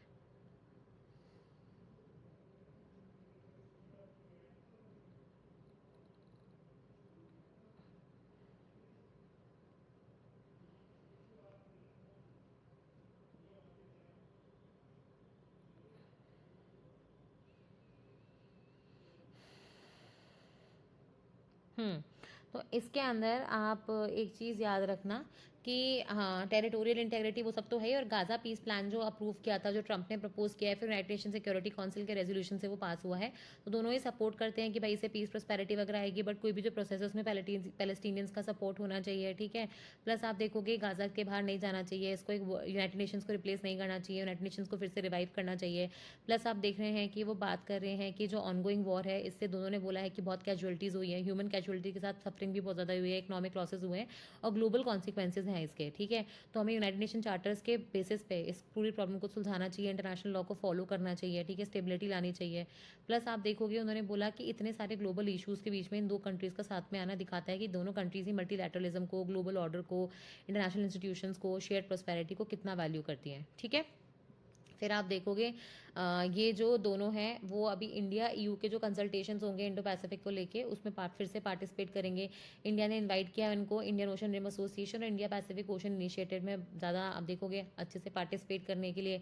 प्लस आप देखोगे इंडिया ईयू का जो ये सिक्योरिटी डिफेंस वाला जो पैक्ट हुआ था, है ना, इसके अंदर अगर आप देखोगे तो उन्होंने, मैंने बताया ना, डिफेंस, साइबर सिक्योरिटी, टेररिज्म, सब कुछ इन्होंने इंक्लूड किया है। पहलगाम पे जो अटैक्स हुए थे उसको ईयू ने क्रिटिसाइज भी किया और इंडिया को पूरा ऑपरेशन सिंदूर के लिए बधाइयाँ भी दी थी। इंडो पैसिफिक रीजन में दोनों ने बोला है कि हम लोग इसको ओपन, इंक्लूसिव, रूल बेस्ड, है ना, और उसके लिए हम लोग साथ में कुछ प्रोजेक्ट्स या कुछ एमिनेशन वगैरह जो होते हैं को जॉइंट डेवलपमेंट करेंगे, प्रोडक्शन करेंगे, ठीक है। साथ में आप देखोगे इंडिया ईयू का एक सिक्योरिटी और डिफेंस डायलॉग भी इस्टेब्लिश करेंगे, है ना। साथ में आप देखोगे इंडस्ट्री, डिफेंस इंडस्ट्री फोरम बनाएंगे। साथ में आप देखोगे टेररिस्ट का जो प्रोपागेंडा है, ऑनलाइन जो रेडिकलाइजेशन चल रहा है, इसको भी हम लोग खत्म करेंगे। साथ में ईयू और इंडिया का सिक्योरिटी एंड डिफेंस पार्टनरशिप भी लॉन्च करेंगे और टेररिज्म को हर तरीके से ख़त्म करने की कोशिश करेंगे। अब ये जो ईयू की जो उर्सुला जी हैं, इन्होंने जो ये पहना है ना, ये बेसिकली बांधनी प्रिंट से बनाया हुआ एक येलो कलर का कुर्ता है। इस पर इन्होंने पिंक कलर का बॉर्डर लगा रखा है अपनी मतलब है ना चुन्नी पे, और ये बेसिकली गुजरात के आर्टिसंस हैं, उन्होंने बनाया है ये, ठीक है। और इसमें आप देखोगे कि देखो इंडिया और ईयू की अगर मैं बात करूँ तो मैंने आपको बताया ना, उन्होंने 2026 से 30 तक का एक strategic defence cooperation agreement type का भी बनाया है, जिसके अंदर वो लोग इनोवेशन, टेक्नोलॉजी, इन सब चीज़ों को बढ़ावा देंगे, है ना, क्लियर डायरेक्शन रखेंगे अपनी पार्टनरशिप का, शेयर्ड प्रोस्पेरिटी की तरफ जाएंगे, पीपल टू पीपल टाइज को बढ़ावा देंगे। तो अल्टीमेटली जो ईयू इंडिया की पार्टनरशिप है जो इन्होंने इस डॉक्यूमेंट में बताई है, वो 5 पिलर्स को वो लोग प्रमोट करेंगे।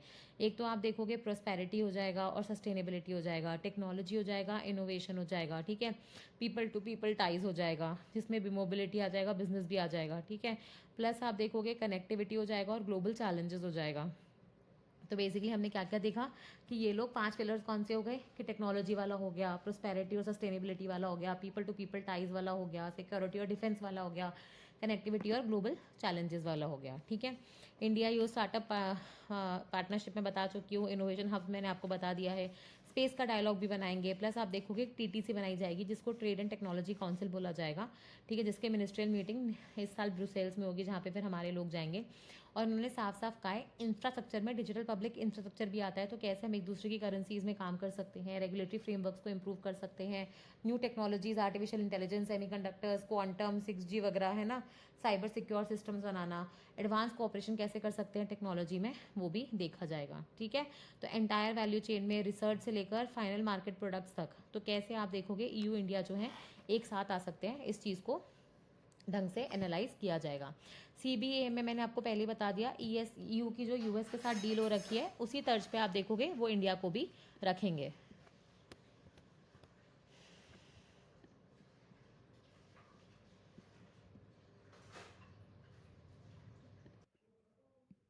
हम्म। तो इंडिया ईयू की जैसे कार्बन टैक्स की मैं बात करूँ तो आपको पता है अपन ने बहुत बार पहले भी डिस्कस किया है, तो अब आप मुझे कमेंट सेक्शन में बताएंगे कि कार्बन टैक्स एक्चुअली में होता क्या है और कार्बन बॉर्डर एडजस्टेड मैकेनिज्म है क्या, ठीक है, ये आप मुझे कमेंट सेक्शन में बताएंगे। तो ये आपको पता है कि 2026 जनवरी से लागू होने वाला था, और इस पे जो डेवलपिंग नेशंस है जिसमें ब्राज़ील, इंडिया, चाइना, ये सारे देश आते हैं, ये एक तरीके से परेशान हो रहे थे कि इनके प्रोडक्ट्स महंगे हो जाएंगे, एक्सपोर्ट्स कम हो जाएंगे, ऑलरेडी यूएस का टैरिफ का प्रेशर इतना है, तो फिर हम लोग क्या करेंगे, ठीक है। तो इसमें आप देखोगे और साथ में अगर हमें ये टैरिफ्स वगैरह कम कर रहे हैं तो एल्यूमिनियम स्टील इंडस्ट्री इन सब में आपको फ्यूल चाहिए, और वो फ्यूल था स्टील का स्क्रैप। वो आप देखोगे ईयू की खुद की रिसाइकलिंग पॉलिसी थी, डिफॉरेस्टेशन वाली पॉलिसी थी, उनकी सस्टेनेबिलिटी वाली पॉलिसी थी। उसके तहत वो बोल रहे थे कि वो लोग बेसिकली स्टील का जो स्क्रैप है वो बाहर बेचना बंद करेंगे और वहीं के वहीं रिसाइकिल करेंगे। अब इंडिया में अगर आप देखोगे, जो हमारे यहाँ पे स्टील के स्क्रैप से जो स्टील बनता है या आयरन एल्यूमिनियम वगैरह बनता है, वो हमें 50% तक ले जाना है 2047 तक, ठीक है, जो अभी सिर्फ 10 से 15% ही है। तो बढ़ाने में भी आप देखोगे ईयू का सहयोग चाहिए, है ना। तो ये सारी चीज़ें कहीं ना कहीं जो है इसमें एड्रेस हो गई हैं, क्योंकि मैंने आपको बताया ना हमें यूएस के बराबर इसमें दर्जा दिया जाएगा। तो अभी आप देखोगे सीबीएम पे जो हम पे प्रेशर लगने वाला था वो नहीं लगेगा। अब सबसे इंपॉर्टेंट पता है बात क्या है, ये आर्टिकल मुझे इतना पसंद आया क्योंकि ये पहला आर्टिकल था जिसने या तो ईयू इंडिया एफटीए के बारे में ना लिख के ना ही इसको इकोनॉमिक टर्म्स में देखा। इन्होंने बताया कि ये जो एफटीए है ये much more than an economic agreement है, क्योंकि ये इंडिया के जब प्रोडक्ट्स ईयू में जाएंगे, हम बोल रहे हैं टैरिफ फ्री है, लेकिन टैरिफ फ्री चाहे हो ना हो, आपको पता है ईयू के जो स्टैंडर्ड्स होते हैं, प्रोडक्ट के स्टैंडर्ड्स, क्वालिटी के स्टैंडर्ड्स, एनवायरमेंट के standards, sanitary phyto sanitary measures जो होते हैं वो इतने स्ट्रांग होते हैं कि हमारे प्रोडक्ट्स को उतना बेहतर बनना पड़ेगा। और जब इतने क्वालिटी प्रोडक्ट्स एक्सपोर्ट्स के लिए बनेंगे तो इतने क्वालिटी के प्रोडक्ट्स डोमेस्टिक कंज्यूमर्स को भी मिलेंगे। तो ओवरऑल अगर आप देखोगे जो क्वालिटी होती है प्रोडक्ट्स के, एनवायरमेंट स्टैंडर्ड्स होते हैं, सारे स्टैंडर्ड्स हमारे प्रोडक्ट्स के इंप्रूव हो जाएंगे। समझ में आ रहा है। तो पहली बार ऐसा हुआ था कि मतलब ये आर्टिकल में इतना ब्यूटीफुल ये चीज़ समझाया गया, मुझे इतना पसंद आया ये आर्टिकल, ठीक है। और साथ में आप देखोगे कि 19 साल लग गए हमारे एफटीए को मटेरियलाइज होने में, ठीक है। ऑस्ट्रेलिया न्यूजीलैंड के साथ भी आपको पता है हमने एफटीए किया है। वहाँ के भी जो स्पिरिट्स और बेवरेजेस हैं उन पे भी 20-30%, 40% जो हमने उनको रेट दी थी वही हमने ईयू को भी करी है, ठीक है। ईयू को क्या फ़ायदा मिलेगा कि ईयू को इंडिया के जो एक्सपोर्ट्स हैं, जैसे हमें फ़ायदा हो रहा है कि 0% टैरिफ मिलेगा, हमारा एक्सपोर्ट कॉम्पिटेटिवनेस बढ़ जाएगा, हम वियतनाम बांग्लादेश वगैरह से कम्पीट कर पाएंगे, हमारे प्रोडक्ट्स की डिमांड बढ़ जाएगी, यूएस से जो प्रेशर मिल रहा है हमें वो हमारा कम हो पाएगा। तो ईयू को भी फ़ायदा होगा कि उनको भी ऐसे कॉस्ट कॉम्पिटेटिव प्रोडक्ट्स जो होंगे रिलायबल सोर्सेज से मिल पाएंगे, ठीक है। प्लस आप देखोगे कि इससे उनके यहाँ पे भी जो कंज्यूमर कंजम्पशन वगैरह होता है उसमें दिक्कत नहीं आएगी, कोई एक कंट्री पे डिपेंडेंसी होगी वो नहीं बढ़ेगी, है ना। साथ में आप देखोगे कि जो इंडियन एक्सपोर्टर्स हैं, हमारे एक्सपोर्टर्स को तो फ़ायदा हुआ ही हुआ, पर क्योंकि वहाँ का जो ये सिस्टम होता है इतना ज़्यादा मतलब इतना ज़्यादा स्ट्रिक्ट है, तो इंडिया को भी इसमें फ़ायदा होगा। अब जैसे है ना मॉनेटरी पॉलिसी में एक ट्राइलेमा होता है जो आप कभी अचीव नहीं कर सकते, कि आप अपनी एक्सचेंज रेट भी फिक्स कर लो, आप मॉनेटरी पॉलिसी भी इंडिपेंडेंट रख लो, साथ में आप फ्री कैपिटल फ्लोज भी कर दो। वैसा ही वो बोल रहे हैं कि एफटीए में भी एक ट्राइलेमा है, कि इंडिया भी एक ट्राइलेमा फेस कर रहा है, जो हम तीनों चीज़ें साथ में नहीं कर सकते, कि हम अपने जो रशिया के साथ जो रिलेशन है वो भी सुधारे रखें, यूएस के साथ भी हम अच्छे रिलेशन बना के रखें, और साथ में वो ये बोल रहे हैं कि हम लोग अपना है ना डिफेंस और ये अपनी स्ट्रैटेजिक ऑटोनॉमी है वो भी बना के रखें। तो इसी बीच में इंडिया और ईयू का ये जो डील है ये कहीं ना कहीं एक सिग्नल दे रहा है कि इंडिया कौन से कंस्ट्रेंट्स के साथ जीने को राजी है और कौन से एक हद तक वो किस कंट्री के साथ मतलब बोलते हैं ना डीलिंग करने के लिए राजी हो जाएगा। ईयू के साथ प्रॉब्लम ये है कि उनकी पॉपुलेशन बूढ़ी हो रही है, उनके पास आप देखोगे कंजम्पशन कैपेसिटी इतनी है नहीं, प्लस आप देखोगे उनको एक्सेसिवली डिपेंडेंट है चाइना पे। तो इन सब के बीच में इंडिया एक है ना रिलीफ की तरह भी उनको मिलता है, ठीक है। जहाँ पे आप देखोगे कि मतलब उनको एक अच्छी कंट्री मिल जाएगी जो डेमोक्रेसी और उनकी उन्हीं की वैल्यूज़ जो होती है एनवायरमेंट वगैरह में बिलीव करती है, ठीक है। प्लस आप देखोगे कि हमारे जो क्योंकि हमें ईयू में सामान बेचना है तो हमें अपने food standards, industry standards, environment standards, quality standards सबको इंप्रूव करना पड़ेगा, ठीक है। तब जाके आप देखोगे अपन ईयू में सामान बेच पाएंगे।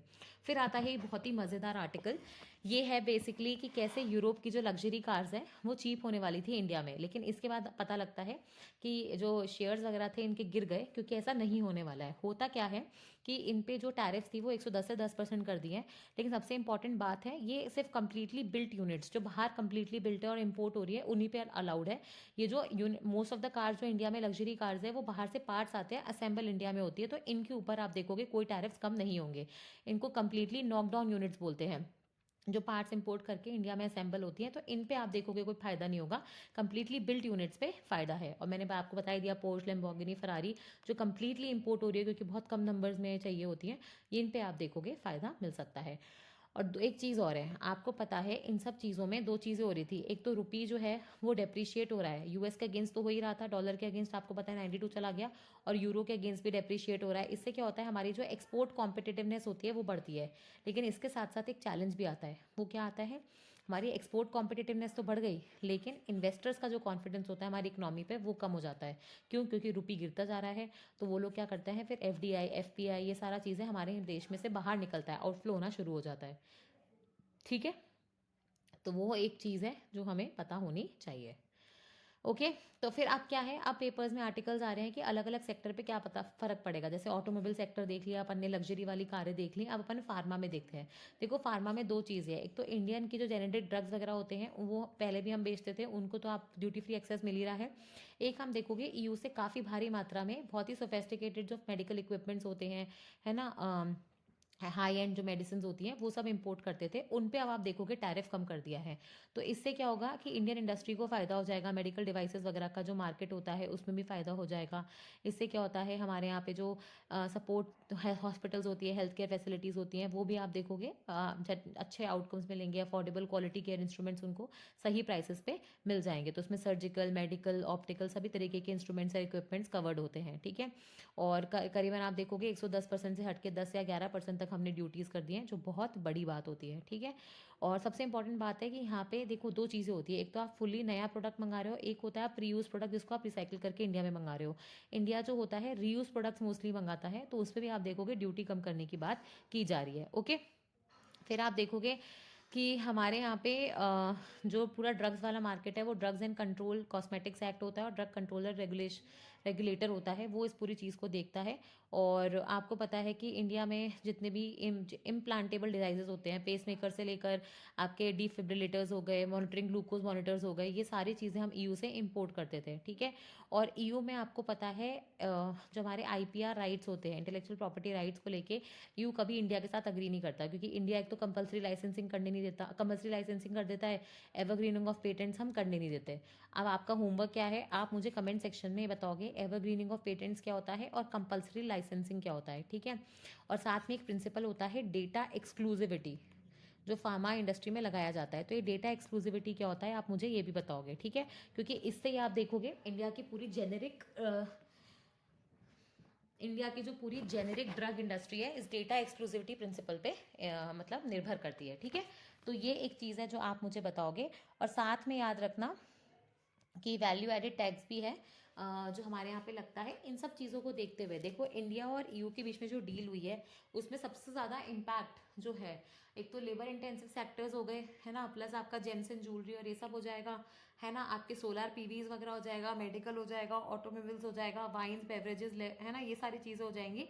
तो इन सब पे पड़ेगा, तो अपने को सबका थोड़ा थोड़ा आइडिया होना चाहिए कि एग्जैक्टली क्या होने वाला है, फ़ायदा होगा या नुकसान होगा। फिर अपन चलते हैं नेक्स्ट आर्टिकल पे कि नीपा वायरस का फिर से एक आउटब्रेक देखने को मिला है वेस्ट बंगाल में। ठीक है, अब नीपा वायरस क्या है पहले तो ये सुनो। देखो, नीपा वायरस एक तरीके का वायरस है जिसकी डिस्कवरी जो हुई थी वो मलेशिया, है ना, साउथ ईस्ट एशियन नेशन में हुई थी।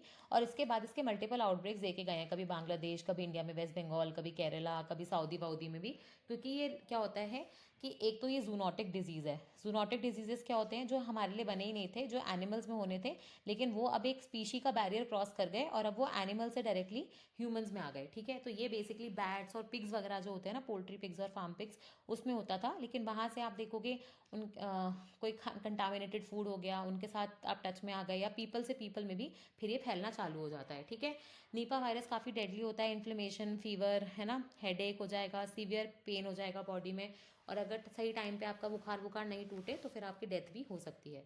मल्टीपल आउटब्रेक्स हुए हैं इंडिया में, पहले केरला वगैरह में भी हुआ था, है ना, हम क्वारंटीन वगैरह करना शुरू कर देते हैं, फिर आप लोगों को अलग करते हैं, कंटामिनेशन को आइडेंटिफाई करने की कोशिश करते हैं, इसकी टेस्टिंग वही एलिसा, RT-PCR इन सब टेक्निक से टेस्टिंग करते हो। इसकी कोई वैक्सीन या मेडिसिन नहीं है, इसमें बस वही होता है कि आप सिम्टम्स को मैनेज करने की कोशिश करते हो। ओके, फिर चलते हैं रशिया यूक्रेन वॉर की तरफ। तो ये आपको पता होना चाहिए कि 20 लाख से ऊपर लोगों की इंक्लूडिंग मिलिट्री पर्सनल्स डेथ हो चुकी है, और 4 साल हो गए इस युद्ध को चलते चलते। अभी भी आप देखोगे थमने का नाम नहीं ले रहा। इनफैक्ट रशिया जो है और ज़्यादा रिक्रूटमेंट करे जा रहा है, अभी मास भर्ती कर रहा है। वो लोगों ने इनफैक्ट $50,000 टाइप की सैलरी रखी है कि जो लोग रशिया के वॉर में पार्टिसिपेट करेंगे, क्योंकि उनको ऑब्वियसली लोगों की ज़रूरत है ना।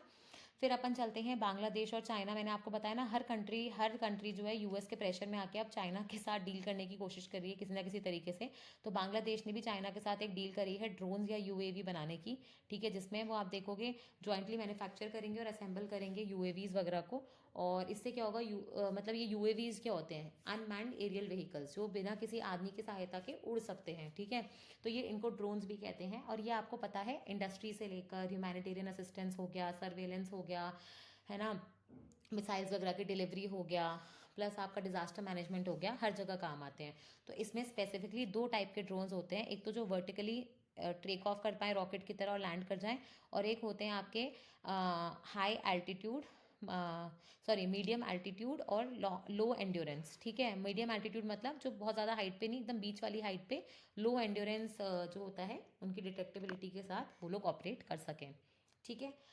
फिर ये बड़ी खबर है कि जैसे ऑस्ट्रेलिया में आप देखोगे 16 साल से कम बच्चों के लिए सोशल मीडिया वेबसाइट्स को बैन कर दिया था, और उन सोशल मीडिया जो प्लेटफॉर्म्स थे उनको बोला था कि आप बेसिकली चेंजेस करो अपनी एल्गोरिथम वगैरह में, इनसे प्रूफ वगैरह लो, ताकि 16 साल से कम के जो बच्चे हैं जो एडिक्शन फेस कर रहे हैं, उनका जो मेंटल हेल्थ है वो ख़राब हो रहा है, वुमेन वगैरह जो है हरासमेंट वगैरह फेस करती हैं, है ना, कई कई तरीके के साइबर क्राइम्स फेस कर रहे हैं, वो सब इशूज़ को सॉल्व कर सको। और सोशल मीडिया का जो यूज़ है, जो बच्चों की एक्चुअली में लाइफ है उसको ख़राब ना करें, वो मेंटेन हो सके। इसके बाद आप देखोगे बहुत सारी countries across the world, India में कई स्टेट्स जैसे आंध्र प्रदेश, वो भी सोशल मीडिया को बैन करने की बात कर रही हैं। तो फ्रांस भी एक बिल लेके आया है 15 साल से कम उम्र के जो बच्चे होते हैं उनके लिए सोशल मीडिया बैन करने का। और इसमें बेसिकली वो बोल रहे हैं कि हमारे बच्चे जो हैं, ना तो उनका ब्रेन सेल के लिए है अमेरिकन प्लेटफॉर्म्स के लिए, या चाइनीज़ की जो ये ऐप्स आती है ना टिकटॉक जैसी, ठीक है, उनके ड्रीम्स जो हैं वो कोई एल्गोरिथम नहीं डिसाइड करेगी। तो ये वाली चीज़ है। आंध्र प्रदेश में भी यही हो रहा है कि 16 साल से कम बच्चों के लिए सोशल मीडिया बैन कैसे करवाया जा सकता है, इस पर एक ग्रुप ऑफ मिनिस्टर्स बनाया गया है। वो ये देखेंगे कि क्या रेगुलेशन हो, सेफ कैसे रखा जाए, हार्मफुल और ऑनलाइन जो एडिक्टिव कंटेंट है वो कैसे आप देखोगे मैनेज किया जाए, डिग्निटी कैसे बनाई जाए वुमेन की, है ना, पब्लिक ट्रस्ट जो है इन सोशल मीडिया प्लेटफॉर्म्स पे उसको कैसे बनाए रखा जाए। तो ये चीज़ों पे बात हो रही है। आइडिया बस यही है कि हमें वर्ल्ड को सेफ बनाना है बच्चों के लिए और उनको एडिक्शन से दूर करना है, ठीक है। अब एक बड़ी खबर आती है एसिड अटैक विक्टिम्स के लिए। बेसिकली सुप्रीम कोर्ट बार बार ये बोल रहा है, एक एसिड अटैक विक्टिम थी, उनको आप देखोगे 20 साल से ऊपर हो चुका है, उनको अभी तक जस्टिस नहीं मिला है। तो वो यही बोल रही थी कि क्या इसमें मतलब क्या एक्शन लिया जाना चाहिए। तो इस पर सुप्रीम कोर्ट ने अभी सरकार से पूछा है कि जैसे डाउरी डेथ होती है उसमें अपन इंस्टेंटली कॉग्निजेबल उसको ऑफेंस मानते हैं, नॉन बेलेबल बनाते हैं। प्लस आप देखोगे उसमें जो अक्यूज होता है उसी के ऊपर बर्डन होता है प्रूफ करने का कि उसने ऐसा नहीं किया। तो ये चीज़ हमें एसिड अटैक सर्वाइवर्स के साथ भी करनी चाहिए। साथ में क्या ऐसा कुछ कर सकते हैं क्या कि जो कन्विक्ट है उसकी हम प्रॉपर्टी को अटैच कर दें और जो भी प्रोसीड्स है वो विक्टिम्स को देके, ताकि वो अपनी जो लाइफ है वो ढंग से जी सके। वो सीधे सीधे ये बोल रहे हैं कि ये एसिड अटैक जैसी जो चीज़ होती है ना, ये आप रिफॉर्मेटिव अप्रोच से सॉल्व नहीं कर सकते।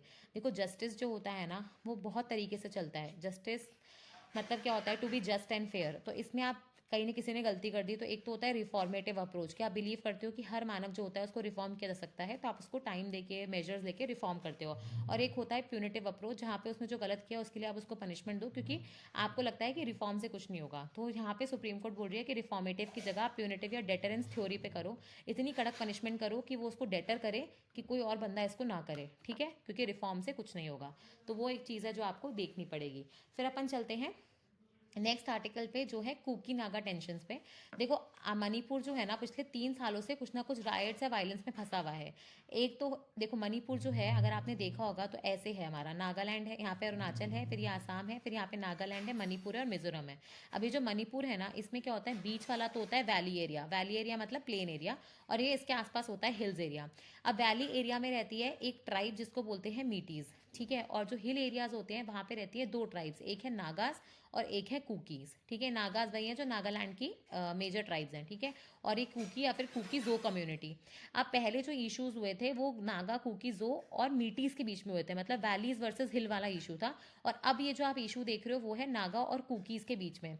इसमें क्या हुआ कि बेसिकली नागाज जो हैं, पहले उन्होंने कुकी वगैरह के जो पॉपी फील्ड्स थे उनको डिस्ट्रॉय कर दिया, उनके कुछ घर वर थे वो भी जला दिए। फिर आपको सेक्सुअल असाल्ट का भी एक केस देखने को मिलता है, ठीक है।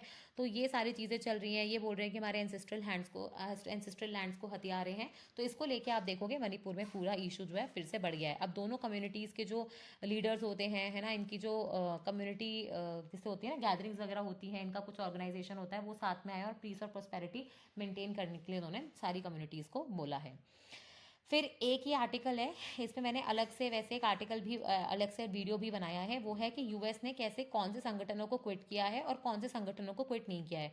आपने थोड़े दिन पहले एक न्यूज़ सुनी होगी कि यूएस ने लगभग 66 ऑर्गेनाइजेशन से अपने आप को बाहर निकाल लिया, और ये मोस्टली दो हिस्सों में बांट सकते हो। एक जो ह्यूमन राइट्स को प्रमोट करती थी, जैसे United nation relief work agency हो जाएगा, यूएन वुमेन वगैरह हो जाएगा, है ना। फिर आपका United nation commission of refugees वगैरह हो जाएगा, है ना। तो ये सारे हो गई। या फिर आप देखोगे इन्वायरमेंट रिलेटेड हो गई, जैसे आपका इसमें यूनेस्को तो पहले से ही था, वर्ल्ड हेल्थ ऑर्गेनाइजेशन भी था, फिर इसमें आईपीसीसी हो जाएगा, यूएनएफसीसीसी वगैरह हो जाएगा, है ना। तो इसमें आप देखोगे इंटरनेशनल सोलर अलायंस हो जाएगा, यूएन वाटर हो जाएगा। तो क्लाइमेट चेंज रिलेटेड या फिर ह्यूमन राइट्स रिलेटेड 66 संगठन जो थी, जिसमें से यूएस पार्टिसिपेट करता था, उसमें से यूएस बाहर निकल गया है। आइडिया यही है, ट्रम्प जो है क्लाइमेट चेंज और इन सब में बिलीव नहीं करते, वो जानते हैं कि यूएस का ही मोस्टली पैसा खर्च हो रहा है, ठीक है, इसको ज़्यादा कुछ फ़ायदा निकल नहीं रहा है। और ये जो देखो, लेकिन ये जो आर्टिकल है ना, ये बहुत अच्छा आर्टिकल है, क्योंकि वो बता रहे हैं कि यूएस ने चाहते तो सबसे बाहर निकल जाते, लेकिन वो जैसे इंटरनेशनल एनर्जी एजेंसी जो होता है ना, उससे बाहर निकले, वो इंटरनेशनल रिन्यूएबल एनर्जी एजेंसी से बाहर निकले, लेकिन वो इंटरनेशनल एटॉमिक एनर्जी एजेंसी से बाहर नहीं निकले, ठीक है। वैसे ही आप देखोगे यूएस जो है यूनाइटेड यूएनएफसीसीसी से, आईपीसीसी से बाहर निकल गया, लेकिन यूएनईपी से बाहर नहीं निकला, ठीक है। वैसे ही आप देखोगे यूएस जो है यूएन वाटर से बाहर निकला, लेकिन इंटरनेशनल मैरिटाइम ऑर्गेनाइजेशन से बाहर नहीं निकला। तो कहीं ना कहीं, है ना, यूएस जो है अपने इंटरेस्ट को प्रायोरिटाइज कर रहा है, ठीक है, रादर देन सेइंग कि वो कुछ मेजर संगठनों से इस पर्टिकुलर मुद्दे में बाहर निकला। वो बेसिकली अपने खुद के इंटरेस्ट को प्रायोरिटाइज कर रहा है। जैसे वो प्लास्टिक वाली कोई ट्रीटी में पार्टिसिपेट नहीं करेगा, क्योंकि one of the largest producers है वो प्लास्टिक्स का। शिपिंग की अगर बात करें तो शिपिंग में पार्टिसिपेट करेगा, लेकिन शिपिंग पोल्यूशन वाली कोई ट्रीटीज में पार्टिसिपेट नहीं करेगा। तो वैसे करके है। बाकी हमने इसको ज़्यादा एक्सप्लेन एक नए आर्टिकल में किया है, नए वीडियो में करा है, जहाँ पे मैंने बताया है कि यूएस ने क्यों इन 66 ऑर्गेनाइजेशंस में से बाहर निकला है। फिर एक है ना, ये न्यूज़ आती है कि जैसे लोग एआई पे कितना डिपेंडेंट हो रहे हैं और एआई कैसे हमारा पत्ता साफ कर रहा है। हुआ क्या, अल्बानिया नाम की एक कंट्री है जो ईयू का हिस्सा बनना चाहती है, ठीक है। तो इन्होंने एक एआई, दुनिया का पहला एआई मिनिस्टर बनाया, ऐसा दिखने वाला, जो ह्यूमन दिखता है, इसका नाम भी डीएला रखा, ठीक है। और ये अल्बानिया की एआई मिनिस्टर थी, जो करप्शन को कम करने के लिए बनाई गई थी। और डेली पब्लिक सर्विसेज जो होते हैं, जहाँ पे लोग है ना, अपने जैसे अपने इंडिया में होता है कि आप है ना, कोई सर्विस चाहिए आपको, आप पब्लिक ऑफिस में जाके बैठे रहते हो, फिर आप मतलब थोड़ा चाय पानी का खर्चा देके, मैं वैसे बता रही हूँ जो पहले हमारे पापा मम्मी बोलते थे, ठीक है, उसके बाद ही आपको वो सर्विस मिलती थी। तो ऐसा अल्बानिया में भी है। तो उस ऑफिशियल्स का जो करप्शन का पूरा ब्राइबरी सिस्टम था, उसको खत्म करने के लिए आपने ये बनाई, क्योंकि 24/7 विदाउट थके हुए, विदाउट कोई एरर के काम कर सकती है। साथ में आप देखोगे जो भी पब्लिक कॉन्ट्रैक्ट्स जाते हैं, उसको भी मैनेज करने के लिए आपने बोला कि ये यही काम करेगी। अब क्या खबर आ रही है कि अल्बानिया में ये जो एआई मिनिस्टर बनाई है ना, यही बेसिकली करप्शन ग्रस्त है, क्योंकि जिस कंपनी ने ये एल्गोरिथम सेट करी है, उस कंपनी ने इस तरीके से किया कि वो आप देखोगे उसने बिड रिगिंग कर दी, तो उसने वहाँ पे करप्शन करना शुरू कर दिया। तो काहे का ट्रांसपेरेंसी, काहे का अकाउंटेबिलिटी, हम तो इन्हीं चीज़ों में उलझ के रह गए हैं, ठीक है। फिर आती है एक बड़ी न्यूज़, वो है अपनी अब दो ही न्यूज़ आर्टिकल रह गए हैं, सॉरी थोड़ा सा बड़ा हो गया, लेकिन अपन ने काफ़ी सारे न्यूज़पेपर आर्टिकल्स कवर करे हैं। ये है कि ईयू ने ईरान के जो इस्लामिस्ट रेवोल्यूशनरी गार्ड कॉर्प्स हैं, उसको बेसिकली एक टेररिस्ट संगठन घोषित कर दिया है। उन्होंने बेसिकली बोला कि कोई भी ऑर्गेनाइजेशन जो अपने ही लोगों के खिलाफ एक्शन ले रही है, उनको ही आप देखोगे मौत के घाट उतार रही है, क्योंकि आपको पता है ईरान के प्रोटेस्ट में 5,000 से ज़्यादा लोगों की डेथ हो चुकी है। तो वो आप देखोगे उनको टेररिस्ट का घोषित कर देना चाहिए। यूएस ने ऑलरेडी आप देखोगे इन फोर्सेस को टेररिस्ट घोषित कर रखा है, ठीक है। अब सबसे इंपॉर्टेंट बात क्या है, ईरान। और ईरान को लेके मैंने देखा भी था, एक दो कमेंट्स आए हुए थे कि मैम इसको एक्सप्लेन करो। देखो ईरान क्या है, आप ऐसे समझो कि 1979 तक ईरान सबसे पहले तो अभी क्या है, एक रिपब्लिक नेशन है। वहाँ पे जो हेड ऑफ द ऑफिस है वो बेसिकली अपॉइंट किया जाता है, ठीक है, कोई दिक्कत नहीं है। लेकिन ईरान में अगर आप देखोगे रिपब्लिक तो है, लेकिन वो कैसा है, थियोक्रेटिक स्टेट है। वहाँ पे जो इस्लाम है या शरिया लॉ जो है, वो सबसे मतलब ऊपर माना जाता है, ठीक है। उसी के बेसिस पे आप देखोगे पूरी कंट्री गवर्न होती है। अब मैं अगर ईरान की बात करूँ तो 1979 तक वहाँ पे एक शाह डायनेस्टी थी, वो चलती थी, ठीक है। और ये जो शाह डायनेस्टी है ना, ये जो शाह डायनेस्टी है, याद रखना, ये जो शाह डायनेस्टी है 1979 में, फिर आपको पता है इस्लामिस्ट रेवोल्यूशन होता है, क्योंकि ये जो शाहs थे ये बेसिकली वेस्टर्नाइजेशन की तरफ जा रहे थे, प्रो यूएस थे। उन्होंने मतलब होता है ना विमेन की एजुकेशन और वो सारी चीज़ें जो भी है प्रो वेस्टर्नाइजेशन लिबरलाइजेशन वाले चीज़ें अप्लाई करी, लोगों को पसंद नहीं आई और फिर लोगों ने ओवरथ्रो कर दिया, एक इस्लामिक रेवोल्यूशन हुआ। और उसके बाद से आप देखोगे ईरान जो है वो एक इस्लामिस्ट स्टेट निकल के आया, जहाँ पे वो शरिया लॉ इंप्लीमेंट करता है। अब 1979 के बाद से आप देखोगे इस्लाम एक रिपब्लिक तो है ही कि वहाँ पे हर 4 साल में इलेक्शंस होते हैं, और वो 4 साल में जो इलेक्शन हो रहे हैं ना, वो बेसिकली आप मान के चलो कि वहाँ पे होते हैं प्रेसिडेंट के। जैसे ईरान में क्या है, ईरान में भी एक पार्लियामेंट है जिसको वो लोग मजलिस बोलते हैं, ठीक है, जिसके हर 4 साल में इलेक्शन होते हैं, और फिर उनके यहाँ पे एक प्रेसिडेंट होता है, वो भी डायरेक्टली इलेक्टेड होता है, हर 4 साल में उसके इलेक्शन होते हैं। प्रेसिडेंशियल इलेक्शंस या पार्लियामेंट्री इलेक्शंस के लिए जो भी कोई कैंडिडेट्स खड़े होते हैं उनकी बेसिकली वेटिंग होती है। वेटिंग मतलब कि वो सही है या नहीं है, शरीयत लॉ के हिसाब से है या नहीं है, वो लॉ को भी करेंगे या नहीं करेंगे, और वो वेटिंग होती है एक एक्सपर्ट कमेटी के द्वारा, ठीक है। ये जो एक्सपर्ट कमेटी होती है इसमें 12 मेंबर्स होते हैं। 6 मेंबर तो आप देखोगे इस्लाम में इन सबसे ऊपर प्रेसिडेंट, जुडिशरी, मीडिया, पार्लियामेंट, सबसे ऊपर एक बंदा होता है जिसको वो लोग सुप्रीम लीडर के नाम से जानते हैं, जो बेसिकली एक तरीके से रिलीजियस लीडर होता है ना, सुप्रीम लीडर। और वो 6 लोग जो है वो सुप्रीम लीडर बेसिकली अपॉइंट करता है, ठीक है।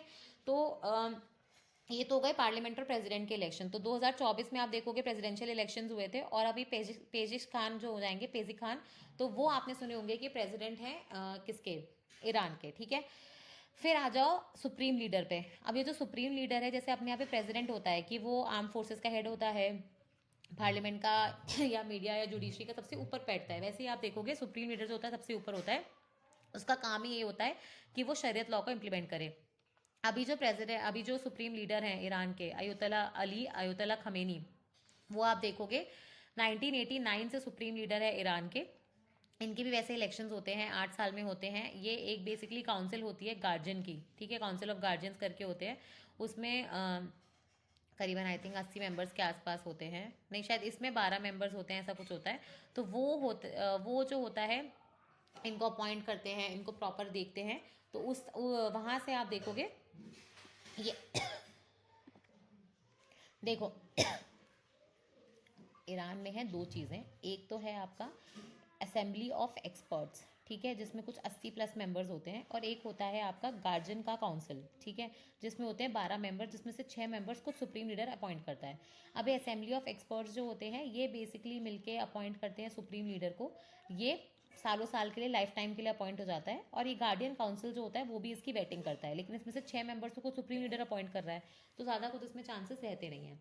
और फिर आप देखोगे कि ये जो सुप्रीम लीडर होता है एक तरीके से मान के चलो कि वहाँ का सबसे पावरफुल आदमी है। उसके नीचे खुद की एक प्राइवेट आर्मी भी होती है जिसको वो लोग इस्लामिस्ट रेवोल्यूशनरी गार्ड कॉर्प्स बोलते हैं, जिसकी बात हम अभी कर रहे थे। ये क्या होता है कि एक तरीके से पर्सनल मिलिट्री फोर्स है जो वहाँ पे इंटरनल और एक्सटर्नल हर तरीके का, कोई भी अगर आप देखोगे एक्शन लेना है बाहर, आप देखोगे हिजबुल्ला हाउतीज को सपोर्ट करना है, तो वो सारा काम ये करते हैं, ठीक है। मॉरल पुलिसिंग को इस्टेब्लिश करना है ना, तो उनको सपोर्ट करना है, सुप्रीम लीडर को प्रोटेक्ट करना है, तो वो सारा काम इस्लामिस्ट रेवोल्यूशनरी गार्ड कॉर्प्स करते हैं, ठीक है।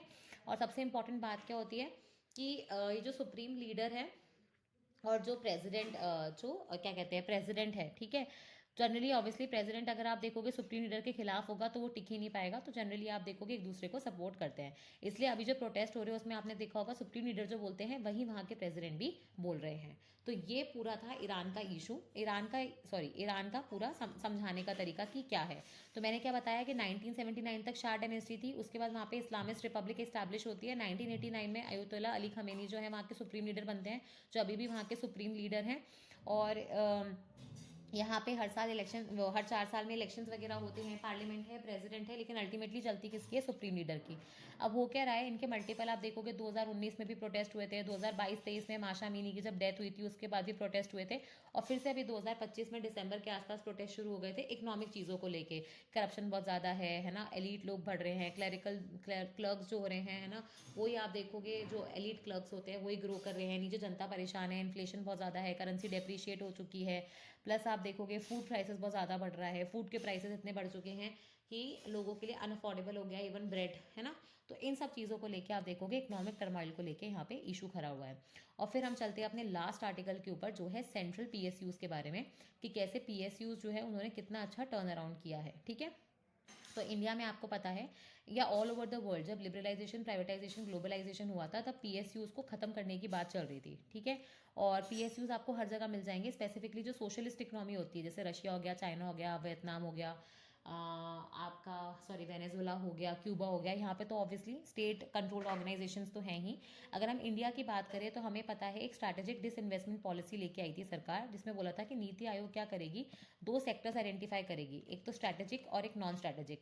स्ट्रैटेजिक सेक्टर्स में सिर्फ 1 से 4 पीएसयूज रहेंगे और नॉन स्ट्रैटेजिक सेक्टर्स में या तो सरकार पूरा एग्जिट कर जाएगी, कंप्लीट प्राइवेटाइजेशन कर जाएगी, या फिर अपना मिनिमम प्रेजेंस रखेगी जितना चाहिए।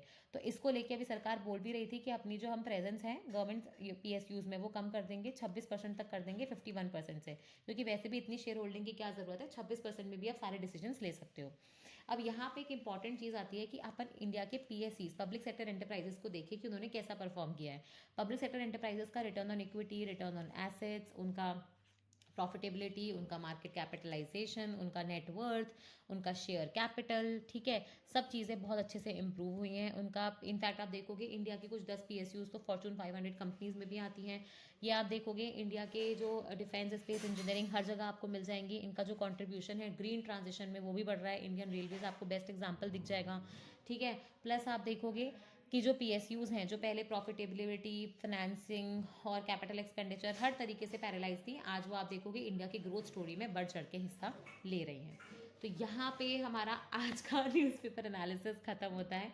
हमने लिटरली 27, 28, 29, 30 और 31 सब कुछ इंक्लूड कर लिया है एक्सेप्ट इकोनॉमिक सर्वे, जो मैं अलग से मतलब पढ़ाऊंगी आपको 30, 31 और फर्स्ट वाले न्यूज़पेपर में इंक्लूड करके, ठीक है। तो पसंद आए तो ज़रूर देना, जो क्वेश्चंस पूछे हैं फीडबैक ज़रूर देना, जो क्वेश्चंस पूछे हैं उनका आंसर ज़रूर करना, और हम फिर से मिलेंगे। थैंक यू एंड नमस्ते, ठीक है।